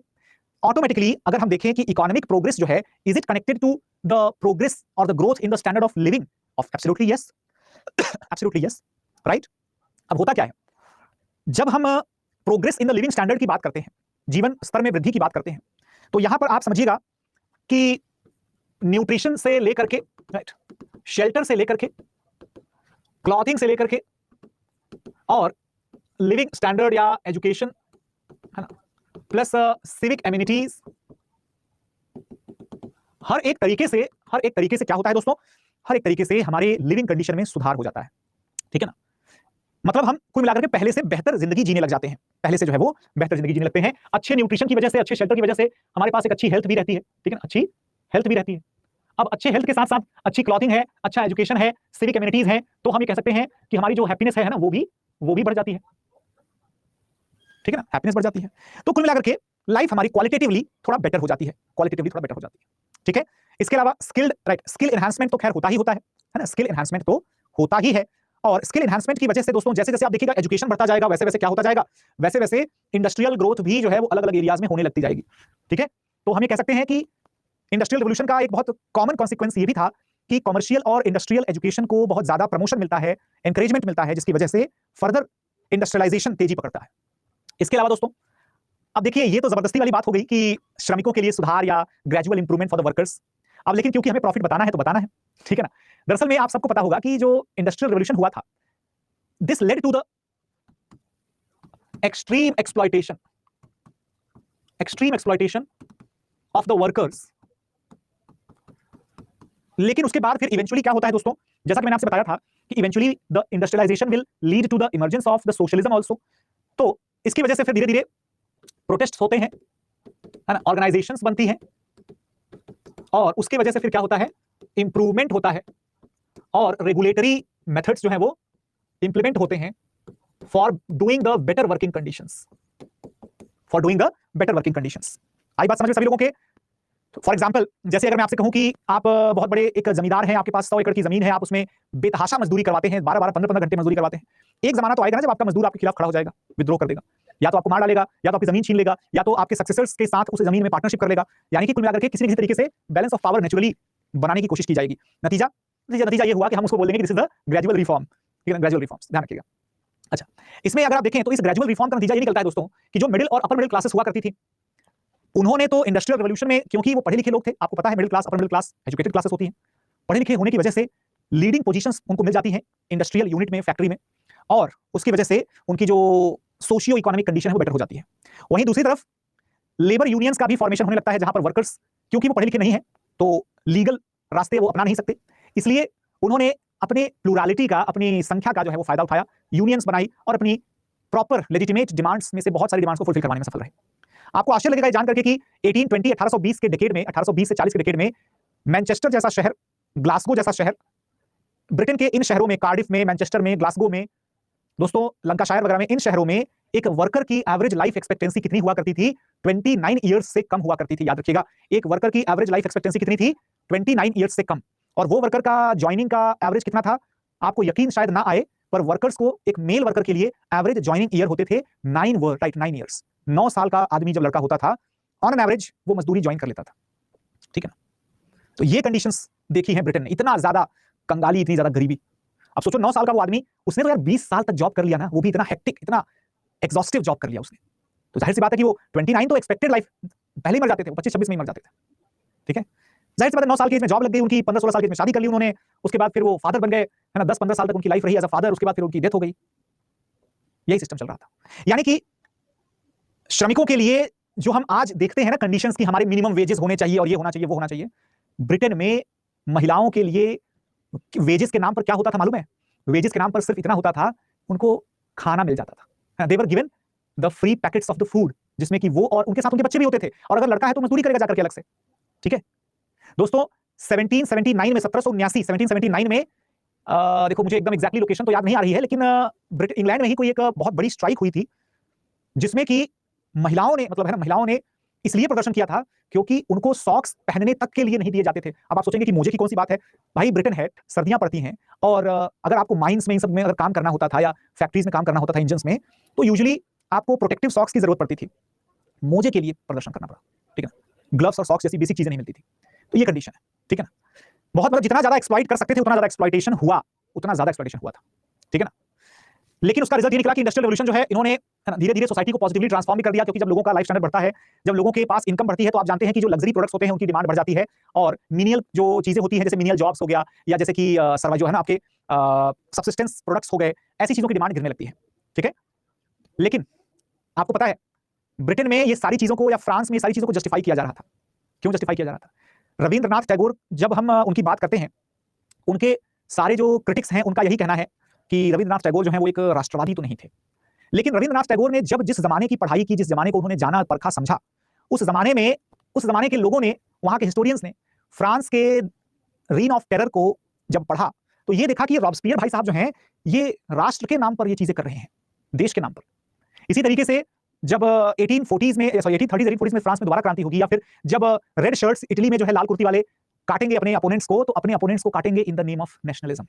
ठीक है ना, तो ये उस दौर का नेशनलिज्म जो है, राष्ट्रवाद, जिस तरीके के माहौल में राष्ट्रवाद शुरू हुआ था, दरअसल में समाजवाद जो है, उसी राष्ट्र को, उसी राष्ट्रवाद का एक काउंटर हुआ करता था, उसी राष्ट्रवाद का एक काउंटर हुआ करता था, क्योंकि उस राष्ट्रवाद में, उस नेशनलिज्म में सिलेक्टिव एंटिटीज हुआ करती थी, कुछ चुनिंदा लोग, कुछ चुनिंदा वर्ग।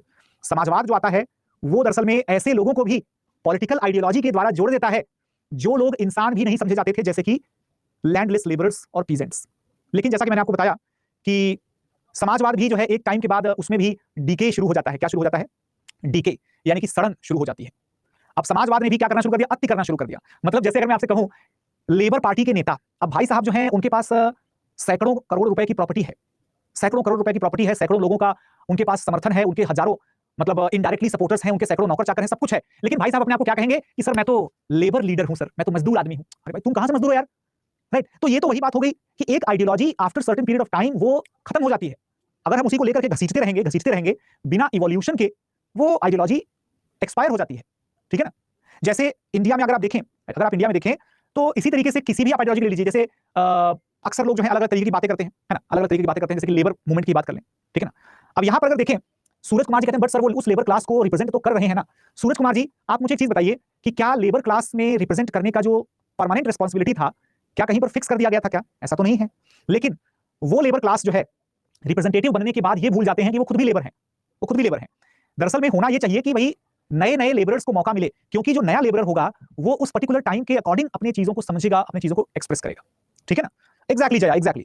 इसका बेस्ट एग्जांपल मुझे याद आता है, आप लोगों ने शायद गैंग्स ऑफ वसेपुर मूवी देखी होगी। गैंग्स ऑफ वसेपुर मूवी में जो सरदार खान का फादर रहता है, शाहिद खान जिसका नाम था, जो कि सबसे स्टार्टिंग वाले पार्ट में सबसे स्टार्टिंग में जो भाग जाता है छोड़ करके, है ना, उसको आप देखिए कि उसको कोल माइंस का केयर टेकर बना दिया गया था। उसके पहले तक वो एक लेबरर था, जब तक वो नॉर्मल लेबरर था तब तक वो एक लेबरर के साथ रहता था, लेबरर के जैसे ही रहता था।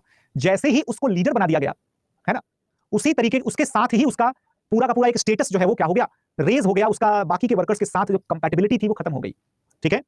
So this is a depiction that how does the class difference creates itself under the, you can say, shadow of so called equality. ठीक है ना? बिल्कुल बिल्कुल बिल्कुल सही बात है, बिल्कुल सही बात है ना? यस सूरज।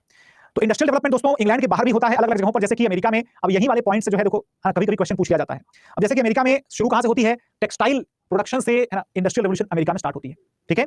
यहां पर ब्रिटेन के साथ रिलेशंस जो थे, या फिर हमें कह सकते हैं कि जो कुछ इंडस्ट्रियलिस्ट लोग हुआ करते थे, कैपिटलिस्ट इंडस्ट्रियलिस्ट लोग हुआ करते थे, उनके द्वारा कंट्रीब्यूशन जो है वो जबरदस्त किया गया। सैमुअल स्लेटर और फ्रांसिस कैबॉट लॉवेल जो है, ये दोनों लोगों ने पर्टिकुलरली जो है वो टेक्सटाइल मैन्युफैक्चरिंग में सबसे ज्यादा महत्वपूर्ण योगदान दिया। ध्यान रखिएगा। यहां तक कि आप लोगों को शायद अंदाजा होगा, हम लोग ऑपरेशंस रिसर्च नाम का एक सब्जेक्ट पढ़ते हैं मैकेनिकल इंजीनियरिंग में। ऑपरेशंस रिसर्च में आपने पढ़ा होगा या सुना होगा, अगर नहीं पढ़ा नहीं सुना तो सुन लीजिए। दरअसल में एक फैक्ट्री की जो प्लानिंग होती है, उस प्लानिंग को इस तरीके से किया जाता है कि कौन सी मशीन कहां रखी जाए, कौन सा रॉ मटेरियल कहां रखा जाए, इन्वेंटरी कहां रखा जाए, जिसके चलते जो फ्री फंड का आने जाने का जो टाइम होता है, या जो ट्रांसफर करने का एक प्रोडक्ट दूसरे साइड पर, उसका जो कॉस्ट होता है, जो टाइमिंग होती है, उसको ऑप्टिमाइज किया जाए, रिड्यूस किया जाए। ठीक है? एक तरीके से आप इसका मान के चलिए कि मैट्रिक्स का यूज करके इसको हम सॉल्व करते हैं। दरअसल में दोस्तों दुनिया में पहली बार अमेरिका में ऐसा हुआ था, जहां पर इंडस्ट्रियल यूनिट्स के अंदर बाकायदा साइंटिफिक जो है एस्टैब्लिशमेंट्स बनाई जाती थी, और मूवमेंट रिडक्शन जो है, वेस्टेज रिडक्शन जो है, यानी हम कह सकते हैं कि एफिशिएंट इंडस्ट्रियलाइजेशन जो है, ये अमेरिका से ही इनिशिएट होता है। हालांकि मॉडर्न ऑपरेशंस रिसर्च जो है वो जर्मनी का किया धरा है। ठीक है ना? Alright, anyway, yes yes, logistic, बिल्कुल। हाँ, Ford was the first company, Venkatesh, बहुत बढ़िया, है ना, वेरी गुड। फोर्ड है तो खैर आप जो कह रहे हैं ना, वो आप शायद असेंबली लाइन को कह रहे हैं Venkatesh, if I am not wrong. Okay, assembly line एक अलग चीज है, but yes, even that is also the part of operations optimisation. ठीक है?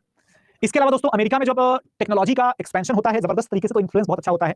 जैसे कि एग्रीकल्चरल टेक्नोलॉजी जो है वो नॉर्दर्न स्टेट्स में अमेरिका के बहुत फैल गई थी। आपको याद होगा कि उत्तर के राज्य जो है वो इंडस्ट्रियलाइज हो चुके थे, लेकिन दक्षिण के राज्य जो है वो, राइट, दक्षिण के राज्य जो है वो किस तरीके के थे, वो जो है अभी भी एग्रीकल्चरल स्टेट्स ही हुआ करते थे। इसका रिजल्ट ये होता है कि दोनों के बीच में डिस्प्यूट हो जाता है, और अल्टीमेटली सदर्न स्टेट्स हार जाते हैं, और वहां पर भी इंडस्ट्रियलाइजेशन जो है वो शुरू हो जाता है। ठीक है ना? सबसे ज्यादा लेकिन इंपॉर्टेंट रोल जो है दोस्तों अमेरिका में, वो रेलवेज ने प्ले किया था, सबसे ज्यादा इंपॉर्टेंट रोल।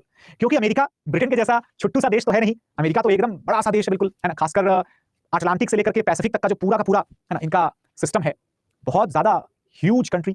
तो रेलवेज जो है, they became the life line of the United states of America, and particularly for the transportation of the logistics, transportation of the freight. Freight मतलब होता है जो भी औद्योगिक माल, उसे हम फ्रेट कहते हैं। ठीक है ना? तो ये जो फ्रेट ट्रांसपोर्टेशन होते हैं दोस्तों, ये अमेरिका में बहुत पॉपुलर हुआ, and it became the primary factor specially for the cotton and the iron based industries. आपको पता होगा जब आप अमेरिका की बात करते हैं, अमेरिका की बात आप जब करते हैं, तो बेसिकली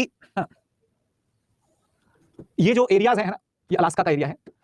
ये जो एरियाज है दरअसल में, इसमें आप देखिएगा कि ये आपका पिट्सबर्ग वाला जो एरिया है, या यहां पर जो आपके शिकागो और इलिनॉय जैसे प्रोविंसेस हैं, ठीक है ना, या कैलिफोर्निया जैसे जो इलाके हैं, तो ये दोनों कितने दूर हैं, लेकिन दोनों को कनेक्ट करने के लिए रेलवे का यूज किया गया। खासकर यहां पर जो है ये आयरन, यहां जो है वो मिसिसिपी, जो मिसिसिपी मिसौरी नदी है, इस इलाके पे कॉटन, ठीक है ना, यहां पर जो है ड्राई फ्रूट्स। ठीक है? बहुत सारी इंडस्ट्रीज जो है वो लगी हैं। ड्राई फ्रूट्स जब मैं लिख रहा हूं तो आप समझ जाइएगा मैं लिख करके बात कर रहा हूं। ठीक है ना? तो अमेरिका ने अपने एक्सटेंसिव ज्योग्राफी का जबरदस्त फायदा उठाया with the help of the railways. यहां पर एक बहुत बेहतरीन चीज और भी हो जाती है, कॉर्पोरेशंस इमर्ज हो जाते हैं। कॉर्पोरेशंस इमर्ज होने का मतलब क्या हुआ दोस्तों? दरअसल में अमेरिका में आपको पता होगा कि अवेयरनेस का लेवल जो है वो यूरोपियन सोसाइटी से भी ज्यादा था। ठीक है ना? और वहां पर म्यूचुअल एग्रीमेंट के साथ, क्योंकि सबके सब थे तो ट्रेडर्स ही, है ना, तो म्यूचुअल एग्रीमेंट के साथ जो है वो आपस में फंडिंग करते थे, और उसके बाद बड़ी बड़ी कॉर्पोरेशंस, बड़ी बड़ी कंपनीज की एस्टैब्लिशमेंट करवाते थे, और वही कंपनीज जो है वो इवेंचुअली प्रॉफिटेबल होकर के और नई कंपनीज को फंड करती थी। यानी कि हमें कह सकते हैं कि एक शेल या एक कह सकते हैं बेसिक कंपनी बनाते थे, उसके बाद फिर उसके नाम पर प्रॉफिट अर्न करते थे, उसके बाद फिर अलग कंपनीज बनाते थे only, but this profit was a real profit, क्योंकि ये बाकायदा मैन्युफैक्चरिंग करके और सेल आउट करके जिस प्रॉफिट होता था वो वाला प्रॉफिट था। ठीक है ना? So this became one of the primary factors in the industrial development of the America. ठीक है? बाकी इनके पास लेबर और प्रॉफिट डिस्पैरिटी की वजह से बहुत सारा पैसा इकट्ठा हो रहा था। क्यों? अब सोचिए जरा, देखो कार्ल मार्क्स, आपने नाम कभी ना कभी सुना होगा कार्ल मार्क्स का। कार्ल मार्क्स क्या कहते हैं? कार्ल मार्क्स की फिलॉसफी ये कहती है कि दरअसल में अगर सपोज मैं लेबर हूं, तो मान के चलिए कि मैं फोर्ड मोटर्स में काम कर रहा हूं। फोर्ड मोटर्स में काम करने के बदले में मुझे जो पैसा मिलेगा, वो पैसा मेरी मेहनत के कुल कीमत से थोड़ा सा कम होगा। तो अगर मेरी मेहनत, सपोज अगर मैं वहां पर 15 घंटे की मेहनत करता हूं और 15 घंटे की मेहनत की जो कुल कीमत बनी है वो बनी है 500 रुपया, तो मुझे कितना मिल जाएगा? मुझे मिल जाएगा 450 रुपया। ये जो 50 रुपया है दरअसल में ये क्या हो गया? This is the share of ownership. तो यहां पर इसको हम क्या कहते हैं? Capital formation. तो मार्क्सिस्ट आइडियोलॉजी ये कहती है, मार्क्सिस्ट आइडियोलॉजी ये कहती है कि दरअसल में आपने अगर किसी भी मजदूर को कोई भी सैलरी दी है तो आपने दरअसल में उसके हक से मार करके जो पैसे अपने पास रखे हैं, उन्हीं पैसों से ही आपका प्रॉफिट जमता है। उन्हीं पैसों से ही आपने या तो कस्टमर से कुछ पैसे ज्यादा ले लिए या तो अपने वर्कर से कुछ उसका शोषण ज्यादा कर लिया, और अल्टीमेटली नतीजा ये निकला कि आप कैपिटलिस्ट पूंजीपति बन गए और एक एम्प्लॉय जीवन भर एम्प्लॉय रहा, एक कस्टमर जीवन भर कस्टमर ही रहा। ठीक है, अगर आप इसको थोड़ा लॉजिकली ऑब्जर्व करेंगे, मार्क्स के अंदर एक खास बात यह है, मालूम है, भले ही मार्क्स की आइडियोलॉजी जो है आज के जमाने में बिल्कुल फेल हो चुकी है, राइट, एब्सोल्युटली फेल्ड। मार्क्सिज्म जो है पूरी तरीके से चौपट हो गया है। मतलब अगर मैं आपसे ये कहूं कि अगर आज भी कोई मार्क्सिज्म को फॉलो करता है to understand the reality and intricacies of the society, वो बेचारा बड़ा ही गलतफहमी का शिकार हो गया है। लेकिन मार्क्स की बातें इतनी कन्विंसिंग लगती हैं कि इंसान सुन करके सोचेगा कि यार बात तो बिल्कुल सही कह रहा है ना, और उनकी बात मानने पर मजबूर हो जाएगा। ठीक है ना, ये दरअसल में स्पेशलिटी होती थी खासकर जितने भी लेफ्ट विंग आइडियोलॉग्स होते थे उनकी बातों में। ठीक है, तो दोस्तों यहाँ पर अमेरिका के इंडस्ट्रियलिस्ट लोग जो थे, इन लोगों ने क्या किया? इन लोगों ने बड़े बड़े प्रॉफिट कमाए, खूब जबरदस्त। क्यों प्रॉफिट कमाया? क्योंकि वर्कर्स के पैसे इन्होंने दिए ही नहीं ढंग से। हम ये कह सकते हैं इसका मतलब ये हुआ कि यूनाइटेड स्टेट्स ने क्या किया? टेक्सटाइल से शुरू किया और धीरे धीरे जो है वो मैन्युफैक्चरिंग सेक्टर की बाकी इंडस्ट्रीज पे गया, कार पर, ऑटोमोबाइल्स पर, और उसके बाद फिर ब्रिटेन के जैसा ही ये भी इंडस्ट्रियलाइज्ड हो गया। ठीक है, तो गाइस अब हम लोग एक ब्रेक ले लेते हैं। ब्रेक के बाद हम लोग पढ़ेंगे कि बाकी के यूरोप में क्या क्या हुआ इंडस्ट्रियलाइजेशन के टाइम पर। और ब्रेक जो है 7:49 हो रहा है, 8:01 तक। ठीक है, मार्क्स सुनने और पढ़ने में तो अच्छे हैं बट प्रैक्टिकल नहीं, बिल्कुल सही बात है। मार्क्स जो है वो सुन करके और सोचो कि यार क्या बात बोल दी भाई ने, और उसके बाद जो है फिर हटाओ। चलो, so let's back.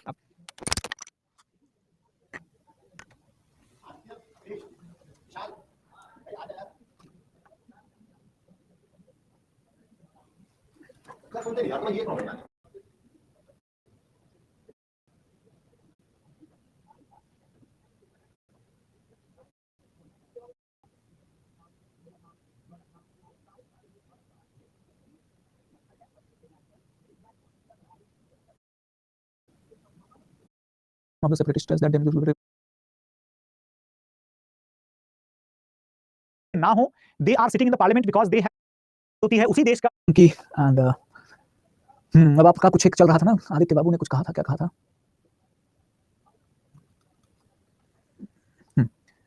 Not thinking emotionally but logic and the nationalism of the separatist, there is a ठीक है। इस तरीके से यूरोप का इंपैक्ट है, क्या प्रोग्रेस है, इंडस्ट्रियलाइजेशन होता है उसका क्या इंपैक्ट है, क्या प्रोग्रेस है, कैसे वो इंडस्ट्रियलाइजेशन वो होता है, किस तरीके से स्प्रेड होता है। ठीक है, did industrial revolution increase the colonialism? बहुत अच्छी बात है, बहुत अच्छा क्वेश्चन है ये। दरअसल में एक सर्कल बना करके मैं आपको ये बता सकता हूं कि ध्यान रखिएगा, इंडस्ट्रियल रिवोल्यूशन है ना, इंडस्ट्रियल रिवोल्यूशन ये हो गया, led to the development of trade and commerce, led to the more या है ना, led to the growth of economic and military power, जिसकी वजह से क्या होता है? कॉलोनियल एक्सपेंशन, जिसकी वजह से क्या होता है? Growth of market and sources of raw material, और जिसके बाद फिर क्या होता है ना, ग्रोथ ऑफ, है ना, growth of trade and commerce, जिसकी वजह से क्या होता है? ग्रोथ ऑफ इकोनॉमी, इसकी वजह से क्या होता है? फर्दर रिसर्च एंड डेवलपमेंट, और है ना स्ट्रेंथनिंग ऑफ इंडस्ट्रियल रिवोल्यूशन। तो आप देखिए कि किस तरीके से ये वही है ना, वही का वही जो है रिवोल्यूशन ने क्या किया? वहां के ट्रेड एंड कॉमर्स को बढ़ाया, वहां की इकोनॉमी ग्रो हुई, वहां की मिलिट्री पावर बढ़ी, उसने दूसरे देशों पर कब्जा किया, दूसरे देशों पर कब्जा करके फिर उसी देश की है ना, उसी देश की जो है मार्केट की इंक्रीज होती है, सोर्सेज की इंक्रीज होती है, उसी देश का जो ट्रेड एंड कॉमर्स है और बढ़ जाता है, उसी देश की इकोनॉमी और मजबूत हो जाती है, उसी देश की जो टेक्नोलॉजी है, रिसर्च डेवलपमेंट और ज्यादा स्ट्रांग हो जाता है, और वही देश फिर से और ज्यादा इंडस्ट्रियलाइज हो जाता है। ठीक है ना? Sir, this is out of context, but what is your opinion on the civil servants are expected to be well educated and knowledgeable, and on the other hand, some politicians are not even gone to the school in lifetime, but they sit in the parliament and discuss on the bills. So, sir, is it injustice to us, and why our constitution doesn't have the provision for this thing? Actual में अगर आप सच में देखें ना, मतलब literally if you observe, तो ऐसा बहुत रेयरली होता है कि कोई पॉलिटिशियन बिल्कुल भी पढ़ा लिखा न हो। तो एक ये कॉमन मिथ होता है कि पॉलिटिशियन पढ़े लिखे नहीं होते हैं। This is the common myth number 1। Unpopular truth भी है ये, कई लोग इसको सच नहीं मानते, लेकिन जब आप पार्लियामेंटेरियंस के रिकॉर्ड्स उठा करके देखते हैं, then you get to know कि हाँ वो पढ़े लिखे होते हैं। लेट अस सपोज कि कुछ एक्सेप्शनल केसेस आ गए, फॉर एग्जांपल तेजस्वी यादव जी जो हैं 9th क्लास पास नहीं कर पाए हैं, या कई लोग जो हैं राहुल गांधी की या प्राइम मिनिस्टर की या किसी भी पॉलिटिशियन की जो है एकेडमिक क्वालिफिकेशन के ऊपर सवाल खड़े कर सकते हैं कोई भी आदमी।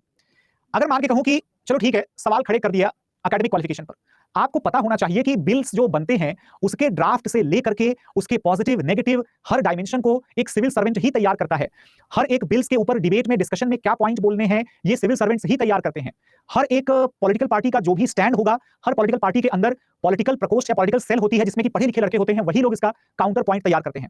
तो ये सब कुछ है ना, ये सब कुछ जितने भी हैं, तो पॉलिटिशियंस बेसिकली पढ़े लिखे हों या पढ़े लिखे ना हो, they are sitting in the parliament because they have obtained the popular support of the public, not because they were qualified academically to make the law. Academic qualification के बेसिस पर कानून जो बन गया उसका एग्जामिनेशन करने का जो रिस्पांसिबिलिटी है वो तो सुप्रीम कोर्ट के पास है, जुडिशरी के पास है ना। उस कानून को लागू कैसे करना है, उस कानून को किस लेवल पर, किस एक्सटेंट पर कहां चलाना है, तो उसके लिए ब्यूरोक्रेट्स होते हैं, वो पढ़े लिखे होते हैं। तो हमें कह सकते हैं कि लॉ मेकर्स जो होते हैं they are having sufficient inputs, sufficient procedural inputs which restraints the requirement of being highly educated person for them. ठीक है ना? यस एग्जैक्टली रवि बिल्कुल सही कह रहे हैं आप। चलिए हम लोग आते हैं वापस अपने टॉपिक पर। तो दोस्तों अब इस मैप को जब आप देखते हैं ना, इस मैप को जब आप देखते हैं तो इस मैप से आपको पता चल जाता है कि जो इंडस्ट्रियल रिवॉल्यूशन हुआ है वो यहां से शुरू होकर के है ना किस तरीके से जो है वो फैलता गया हुआ है। ठीक है ना, किस तरीके से फैलता गया हुआ है। ठीक है, अब अगर देखें तो इंडस्ट्रियल रिवॉल्यूशन में जो धीरे धीरे एक्सपेंशन होता है उसका रीजन क्या है भला? रीजन ये है दोस्त कि जो एरिया ब्रिटेन से जितना ज्यादा नजदीक होगा उसमें उतनी ही जल्दी इंडस्ट्रियल रिवॉल्यूशन के तमाम फीचर्स आ जाएंगे। फॉर एग्जांपल बेल्जियम की अगर बात करें दोस्तों, तो बेल्जियम में आप समझ सकते हैं कि एक तो वाटरवेज बहुत अच्छे वहां पर अवेलेबल थे इंग्लैंड के साथ कनेक्शन करने के लिए। नंबर 2 ब्रिटिश वर्कर्स, आप समझ जाइएगा अगर इंडिया के लोगों को इंडिया में जॉब नहीं मिलती तो कहां चले जाते हैं? बगल के देशों में चले जाते हैं, दुबई में चले जाते हैं, नहीं तो कुछ लोग मलेशिया में चले जाएंगे, ऑस्ट्रेलिया में चले जाएंगे, है ना, इन सब जगहों में चले जाएंगे। इसी तरीके से नेपाल के, बांग्लादेश के, भूटान के लोगों को अगर उनके देश में जॉब नहीं मिलती तो कहां चले जाते हैं? वो इंडिया में चले जाते हैं। यानी कि हम ये कह सकते हैं कि एक अपॉर्चुनिटी जो है वो नियर बाई एरियाज में लाई करती है। तो दोस्तों ब्रिटिश वर्कर्स जो हैं ये बेल्जियम में आकर के और वहां पर अपनी अपॉर्चुनिटीज तलाशते हैं, और बेल्जियम का जो हम कह सकते हैं कि एक रिलेशन था, international relation with the Britain, that was very very strong. नतीजा, और बेल्जियम में इसके अलावा दोस्तों आपको पता होना चाहिए कि बेल्जियम जो है आज भी, Belgium is one of the leading producers of iron and steel in Europe. तो यूरोप के आयरन एंड स्टील प्रोडक्शन में बेल्जियम का एक बड़ा महत्वपूर्ण योगदान है। वहीं दूसरी तरफ अगर देखें दोस्तों तो जर्मनी के इंडस्ट्रियलाइजेशन में सबसे बड़ा कंट्रीब्यूशन था वहां के coal rich Ruhr Rhine valley का, है ना। जो इनकी रूर वैली है, रूर वैली, ये दोस्तों आज भी one of the most industrialised zones में से एक मानी जाती है, आज भी। ठीक है ना। जर्मनी के पास इतने नेचुरल रिसोर्सेज थे जिसमें कि कोयले की और लोहे की मौजूदगी बहुत जबरदस्त है। इसके अलावा रूर नदी और राइन नदी की जो घाटियां हैं वहां से हमें पानी की अवेलेबिलिटी है। तो दोस्तों याद रखिएगा इंडस्ट्रियल रिवॉल्यूशन की रेसिपी क्या होती है? इंडस्ट्रियल रिवॉल्यूशन की रेसिपी क्या होती है? इसकी रेसिपी होती है रॉ मटेरियल, ठीक है, प्लस लेबर प्लस मार्केट। ठीक है, रॉ मटेरियल में क्या क्या दोस्तों? रॉ मटेरियल में यूजुअली जो है आप वाटर भी ऐड कर दीजिए, प्लस आप मिनरल्स भी ऐड कर दीजिए। ठीक है ना, क्योंकि आमतौर पर अगर हम देखें तो एग्रेरियन रॉ मटेरियल हो सकता था या इंडस्ट्रियल रॉ मटेरियल हो सकता था। ठीक है ना, जिसके साथ पानी की मौजूदगी बहुत जरूरी है। प्लस लेबर जो होगा दोस्तों, लेबर के पास 2 क्वालिफिकेशन होनी चाहिए। नंबर 1 वो सस्ता लेबर चाहिए, चीप लेबर होना चाहिए। नंबर 2 इसकी जो है वो है ना स्किल्ड।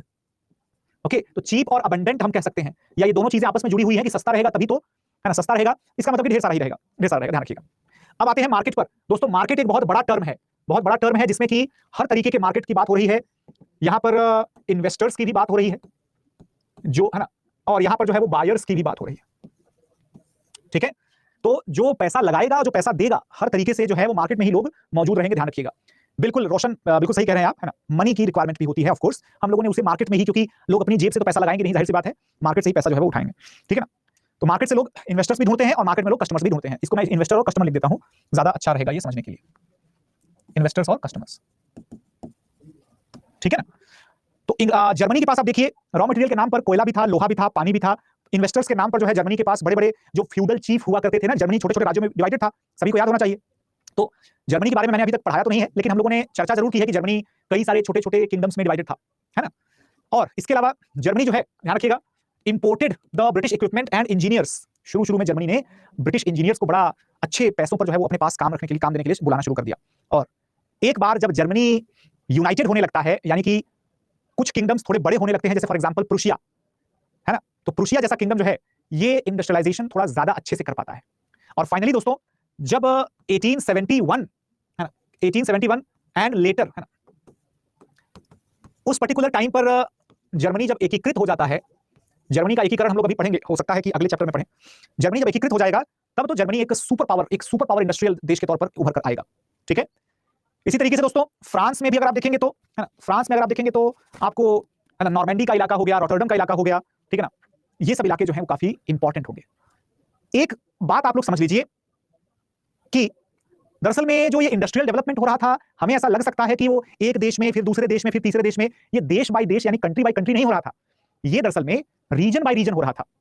इंग्लैंड के मैनचेस्टर, ग्लासगो, है ना, लिवरपूल का जो इलाका था, जहां पर इंग्लैंड में कोयला मिलता था, लोहा मिलता था, पानी की अवेलेबिलिटी थी, लेबर की अवेलेबिलिटी थी, पूंजी की अवेलेबिलिटी थी, तो जो जो कंडीशंस इंग्लैंड में अवेलेबल थी, वही वही कंडीशंस जब जब जहां जहां अवेलेबल हुई, तब तब वहां वहां इंडस्ट्रियल डेवलपमेंट देखने को मिलता है।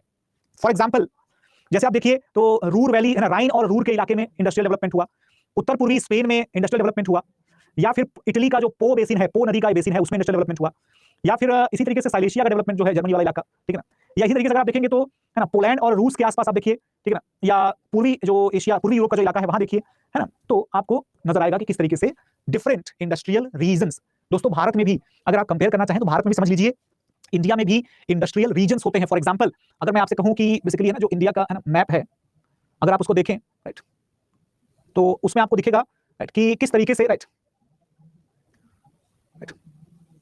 किस तरीके से जो है अलग अलग, है ना, एरियाज जो है वो देखने को हमें मिलते हैं, ठीक है ना। फॉर एग्जांपल जैसे कि एक एरिया तो हो गया दिल्ली एनसीआर का, एक एरिया हो गया आपका दिल्ली एनसीआर में आप देखें तो दिल्ली एनसीआर जो है यहां से आगरा तक, यहां से जो है ना मेरठ तक और कानपुर तक, मेरठ, कानपुर और ये जयपुर तक जाता है। और उसके बाद फिर गुजरात का ये जो जामनगर, बड़ोदरा वाला इलाका हो गया, या फिर जो ये मुंबई का, पुणे का, नासिक का इलाका हो गया, या फिर जो ये चेन्नई का, सालेम का, कोयम्बटूर का, या फिर जो बेंगलोर का इलाका हो गया, फिर हैदराबाद सिकंदराबाद का इलाका हो गया, है ना, ये उड़ीसा के, ये जो है झारखंड के छोटा नागपुर वाला रेंज जो हो गया, ठीक है ना, या एमपी में सिंगरौली का जो इलाका हो गया, एमपी का और यूपी का, इंदौर का इलाका हो गया, है ना, नागपुर का इलाका हो गया। आप समझ सकते हैं कि इंडिया में भी इंडस्ट्रियल डेवलपमेंट जो है ना, कोलकाता जोन है, कोलकाता का इंडस्ट्रियल डेवलपमेंट जो है ये काफी ज्यादा रीजनलाइज्ड डेवलपमेंट है। इससे हमें ये पता चलता है कि जहां जहां फेवरेबल कंडीशंस, फेवरेबल रिसोर्सेज और तमाम चीजें अवेलेबल होंगी, वही इंडस्ट्रियल डेवलपमेंट हो जाएगा, बशर्ते, एक शर्त बहुत इंपॉर्टेंट है, बशर्ते कि फेवरेबल पॉलिटिकल कंडीशंस भी मौजूद होनी चाहिए। अगर पॉलिटिकल पॉलिसीज नहीं है, अगर राजनीतिक नीतियां सही नहीं है, तो आपको समझ जाना चाहिए कि भाई देखो झारखंड में या बिहार में, जब झारखंड नहीं डिवाइड हुआ था बिहार से, तब बिहार में तो रिसोर्सेज तो बहुत सारे थे, सारे मिनरल्स अवेलेबल, सब कुछ, पानी का सोर्स, लेबर, सब कुछ अवेलेबल था, लेकिन इंडस्ट्रियल डेवलपमेंट हो नहीं पाया। Reason, lack of the political intent. तो यूरोप में भी सब कुछ होने के बावजूद जब तक हम पॉलिटिकल लीडरशिप अच्छी नहीं करेंगे, तब तक हमें कहीं पर भी डेवलपमेंट ऑफ द इंडस्ट्रीज देखने को ही नहीं मिलेगा। ठीक है, क्लियर सभी लोगों को? यस और नो? ऑलराइट, हाँ जी सर, आज ही जापान का भी इंडस्ट्रियल रेवोल्यूशन पढ़ने को नहीं, जापान का इंडस्ट्रियल रेवोल्यूशन जो है वो आज पढ़ने को नहीं रहेगा। जापान का एक्चुअल में जब नेशनलिज्म वाला चैप्टर हम लोग पढ़ेंगे ना, जिसमें जर्मनी, इटली और जापान, ये तीन प्रमुख एग्जांपल्स होते हैं नेशनलिज्म के, और तीनों को हम लोग पढ़ेंगे। ऋतिक राज जी कहते हैं प्रसा, Prussia, Russia are they same और डिफरेंट। आप खुद सोच के देखिए भाई, अगर मैं आपसे कहूं, है ना, रशिया और प्रशिया, तो ये दोनों तो बिल्कुल अलग अलग हो गए ना दोस्त, ये दोनों बिल्कुल डिफरेंट। ठीक है, झारखंड में इंडस्ट्रीज तो हैं, प्रभाकर जी आप समझे नहीं, इंडस्ट्रीज होना और इंडस्ट्रियल डेवलपमेंट होना आर टू डिफरेंट थिंग्स। ठीक है, इंडस्ट्रियल डेवलपमेंट कब होता है? जब इंडस्ट्रीज जहां पर हैं वहां पर इंडिजिनसली डेवलप हुई हैं, वहीं के लोगों ने सीख करके वहीं के रिसोर्सेज से इंडस्ट्रियल एस्टैब्लिशमेंट्स तैयार किए, और रिजल्ट उसका ये निकला कि वो इलाका प्रॉस्परस हो गया। तो झारखंड में ये चीज नहीं है दोस्त, झारखंड में इंडस्ट्रीज तो हैं, लेकिन जो रीजनल प्रॉस्पेरिटी चाहिए होती है वो नहीं है, एज कंपेयर टू कि जितना उसको होना चाहिए था उतनी नहीं है। ठीक है ना, आप आज भी देखिए झारखंड में जैसे इलाके में, या उड़ीसा जैसे इलाके में, या इवन सिंगरौली जैसे इलाके में, मैक्सिमम जो कंपनी ओनर्स हैं या जो कंपनी के फाउंडर्स या लीडर्स हैं, they are not from the local population groups. वो ज्यादातर केसेस में बाहर से ही रहते हैं, बाहर से मतलब कि किसी दूसरे स्टेट से, किसी दूसरे इलाके से, ठीक है ना। तो ये मैं एग्जैक्टली कहना चाह रहा हूं। बाकी इंडस्ट्रियल डेवलपमेंट की, इंडस्ट्रियल रेवोल्यूशन के सामने बहुत सारी चुनौतियां भी थी, है ना, चैलेंजेस। क्या क्या चैलेंजेस है दोस्तों, आप सोच के देखिए जरा एक बार कि चलो ठीक है, मान लिया कि पॉलिटिकल विल पावर भी है ना, पॉलिटिकल विल पावर भी है, मान लिया कि रिसोर्सेस भी हैं उनके पास, मान लिया कि मैन पावर भी दी हुई है, कैपिटल भी जो है वो भी अवेलेबल है, मार्केट वगैरह भी दुनिया में बहुत अवेलेबल है, कोई कमी नहीं है, ट्रांसपोर्टेशन की फैसिलिटी सब कुछ अच्छे से अवेलेबल है, मतलब सारी की सारी सर्विसेज फैसिलिटी सब कुछ अच्छी है। बट आप मुझे एक चीज बताइए, क्लाइमेटिक कंडीशंस अच्छी नहीं है, तो अब ऐसी हालत में क्या हम इंडस्ट्रियलाइजेशन देख सकते हैं? क्या उत्तरी ध्रुव के इलाके में, देखो नॉर्दर्न पोल्स में या अलास्का में या साइबेरिया में हर तरीके के रिसोर्सेज हैं, सरकार की विल पावर भी बहुत तगड़ी है, सरकार तो चाहती है कि लूट ले, मैन पावर भी अवेलेबल है, बाहर से जाकर के काम करने को तैयार है ना, या फिर पैसा लगाने के लिए लोग तैयार हैं, मार्केट की तो कोई कमी ही नहीं है, ट्रांसपोर्टेशन तो शानदार बन चुका है। लेकिन क्या उसके बावजूद हम लोग पोलर एरियाज में या हिमालयन रीजन में या किसी सपोज सुंदरबंस में, क्या ऐसे जगहों पर हम लोग इंडस्ट्रीज लगा सकते हैं? क्या ऐसी जगहों पर इंडस्ट्रीज नहीं लगा सकते, है ना? कहीं कहीं पर डिस्प्यूटेड एरियाज भी हो जाते हैं जिसमें पॉलिटिकल डिस्प्यूट से बहुत इंपॉर्टेंट है। जैसे कि आप सोचिए कि आप इंटरनेशनल बॉर्डर्स पर जब डिस्प्यूट होता है, इंटरनेशनल बॉर्डर्स पर जब डिस्प्यूट है, आप वहां पर इंडस्ट्रीज नहीं लगा सकते हैं, ठीक है ना। यहां पर एग्जांपल दे रहा है कि ऑस्ट्रिया हंगरी के जो माउंटेनियस टेरेन्स हैं और जो स्पेन के जो स्पेनिश इंफ्रास्ट्रक्चर की वजह से थोड़ा सा इंडस्ट्रियल डेवलपमेंट वहां उतना ज्यादा नहीं हो पाया, ठीक है। फ्रेंच इंडस्ट्रियलाइजेशन की बात करें दोस्तों, फ्रांस में इंडस्ट्रियलाइजेशन कब शुरू होता है? जब फाइनली जो है एंड ऑफ मोनार्की होने लगती है, तो नेपोलियन उसको, है ना, पहले तो रिपब्लिक को हेड करता है, बाद में, है ना, वो खुद की मोनार्की बना देता है। तो नेपोलियन के टाइम पर जो है दोस्तों इंडस्ट्रियल ग्रोथ फ्रांस में जो है वो स्टार्ट हो जाती है, और उसके बाद 1840s का जो डिकेड आता है, या 1830s से लेकर के 1840s का जो टाइम है अप टू 1870s का जो टाइम है, इस 40 साल के ड्यूरेशन में फ्रांस जो है developed as industrial power, industrial power. देखिए एक चीज आप लोगों को समझना है, दरअसल में जब हम बात करते हैं ना यूरोपियन इंडस्ट्रियलाइजेशन की या पर्टिकुलरली ब्रिटिश इंडस्ट्रियलाइजेशन की, आप एक बात हमेशा समझ लीजिएगा कि British industrialisation was the outcome of the deindustrialisation of India, ठीक है। यानी इंडिया को डी इंडस्ट्रियलाइज करते गए, और वही जैसा आपने देखा होगा ना कि मतलब कोई ऐसा मूवी में दिखाता है ना, इस तरीके के जादू रहता है कि अगर मैं ऐसे टच कर दूं तो उसकी पूरी की पूरी जो प्रॉपर्टीज है वो मेरे अंदर आ जाएंगी, और साइमल्टेनियसली जो है वैसा चेंज हो जाएगा। तो ब्रिटेन और इंडिया के जो इंटरेक्शंस हुए कॉलोनियलिज्म में, तो इंडिया की जो इंडस्ट्रियल स्ट्रेंथ थी वो पूरी तरीके से रिप्लेस हो गई, और ये कहां चली गई? ब्रिटेन के पास। हालांकि सिर्फ यही मान लिया जाए कि सिर्फ और सिर्फ इंडिया के एक्सप्लॉयटेशन का ही सारा योगदान था ब्रिटेन के डेवलपमेंट में, थोड़ा सा ज्यादा हो जाएगा, क्योंकि ऐसा नहीं है। ऑफ कोर्स हम वहां के लोकल लोगों के एफर्ट्स को पूरी तरीके से, है ना, डिनाई तो नहीं कर सकते, लेकिन वहां के गवर्नमेंट्स के पास इतना लिबर्टी कहां से आ रही थी इन्वेस्ट करने की, प्रमोट करने की, मार्केट क्रिएट करने की? उनके पास रिसोर्सेस इतने सारे कहां से आ रहे थे, मार्केट इतना सारा कहां से आ रहा था, पर बायर्स और इन्वेस्टर्स इतने सारे कहां से आ रहे थे अचानक से? ऑफ कोर्स क्योंकि इंडिया उनके कंट्रोल में था। इसी तरीके से फ्रांस भी अगर देखें तो ब्रिटेन और फ्रांस या जर्मनी, ये तीनों ही बड़ी इकोनॉमिक पावर्स, इंडस्ट्रियल पावर्स इसलिए बन पाते हैं क्योंकि इनका बहुत बड़ा कॉलोनियल एम्पायर भी था, ठीक है। फ्रांस ने दोस्तों एक नेशनल मार्केट भी क्रिएट किया था। एक्चुअल में फ्रांस का इलाका काफी बड़ा है, आप जानते हैं, और फ्रांस का डोमेस्टिक मार्केट भी काफी बड़ा था। फ्रांस यूरोप का सबसे पॉपुलेटेड कंट्री माना जाता, कंट्री था, एक्चुअली माना गया था ही, रशिया को छोड़ दिया जाए साइड में। तो नतीजा ये हुआ कि फ्रांस जब अपने यहाँ पर रेलवेज का डेवलपमेंट करता है, तो उसकी वजह से इंटरनली जब इंटीग्रेट हो जाता है मार्केट के तौर पर, तो काफी बेनिफिशियल साबित हो जाता है, ठीक है। Industrialisation in the continental Europe followed the diverse path with Belgium leading the way, Germany overcoming the political divisions, वही जो हम लोगों ने भी पढ़ा है। तो कुल मिलाकर के यूरोप के इंटरनल इलाकों में काफी ज्यादा प्रोग्रेस हमें देखने को मिल जाती है, ठीक है। इटली में सबसे लेट में, इटली जो है आप कह सकते हैं कि यूरोप का one of the later industrialised countries में से है। ग्रीस वगैरह तो और भी लेट।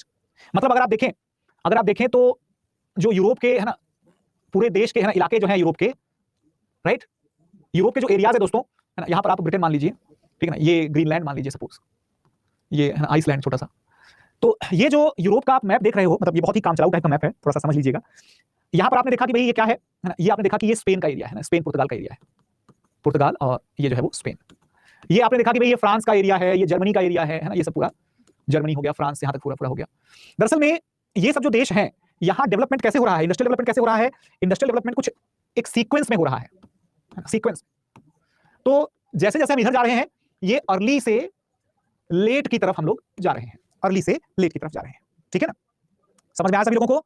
यस और नो एवरीवन? उसके बाद आते हैं दोस्तों हम लोग जापान के इंडस्ट्रियल रेवोल्यूशन के ऊपर। अब जापान के इंडस्ट्रियल रेवोल्यूशन की अगर बात की जाए तो आप लोगों ने देखा तो होगा ही कि बेसिकली, है ना, एक इलाका छोटा सा पड़ता है, राइट, एक छोटा सा इलाका पड़ता है, ये कोरियन पेनिनसुला है, आप देखें अगर, और है ना, ये जो है चाइनीज मैप आप देख सकते हैं, राइट। और राइट चाइना का जो है अप्रोक्सीमेट आप देख सकते हैं, ये मतलब पूरा एग्जैक्ट नहीं है, ये मंगोलिया है, ये चाइना का मैप है ना, इसको यहां तक कर देते हैं। उसके बाद ये कोरिया है,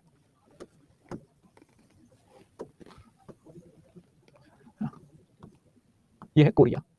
इसके बाद यहां पर अगर देखेंगे तो इसके ठीक बगल में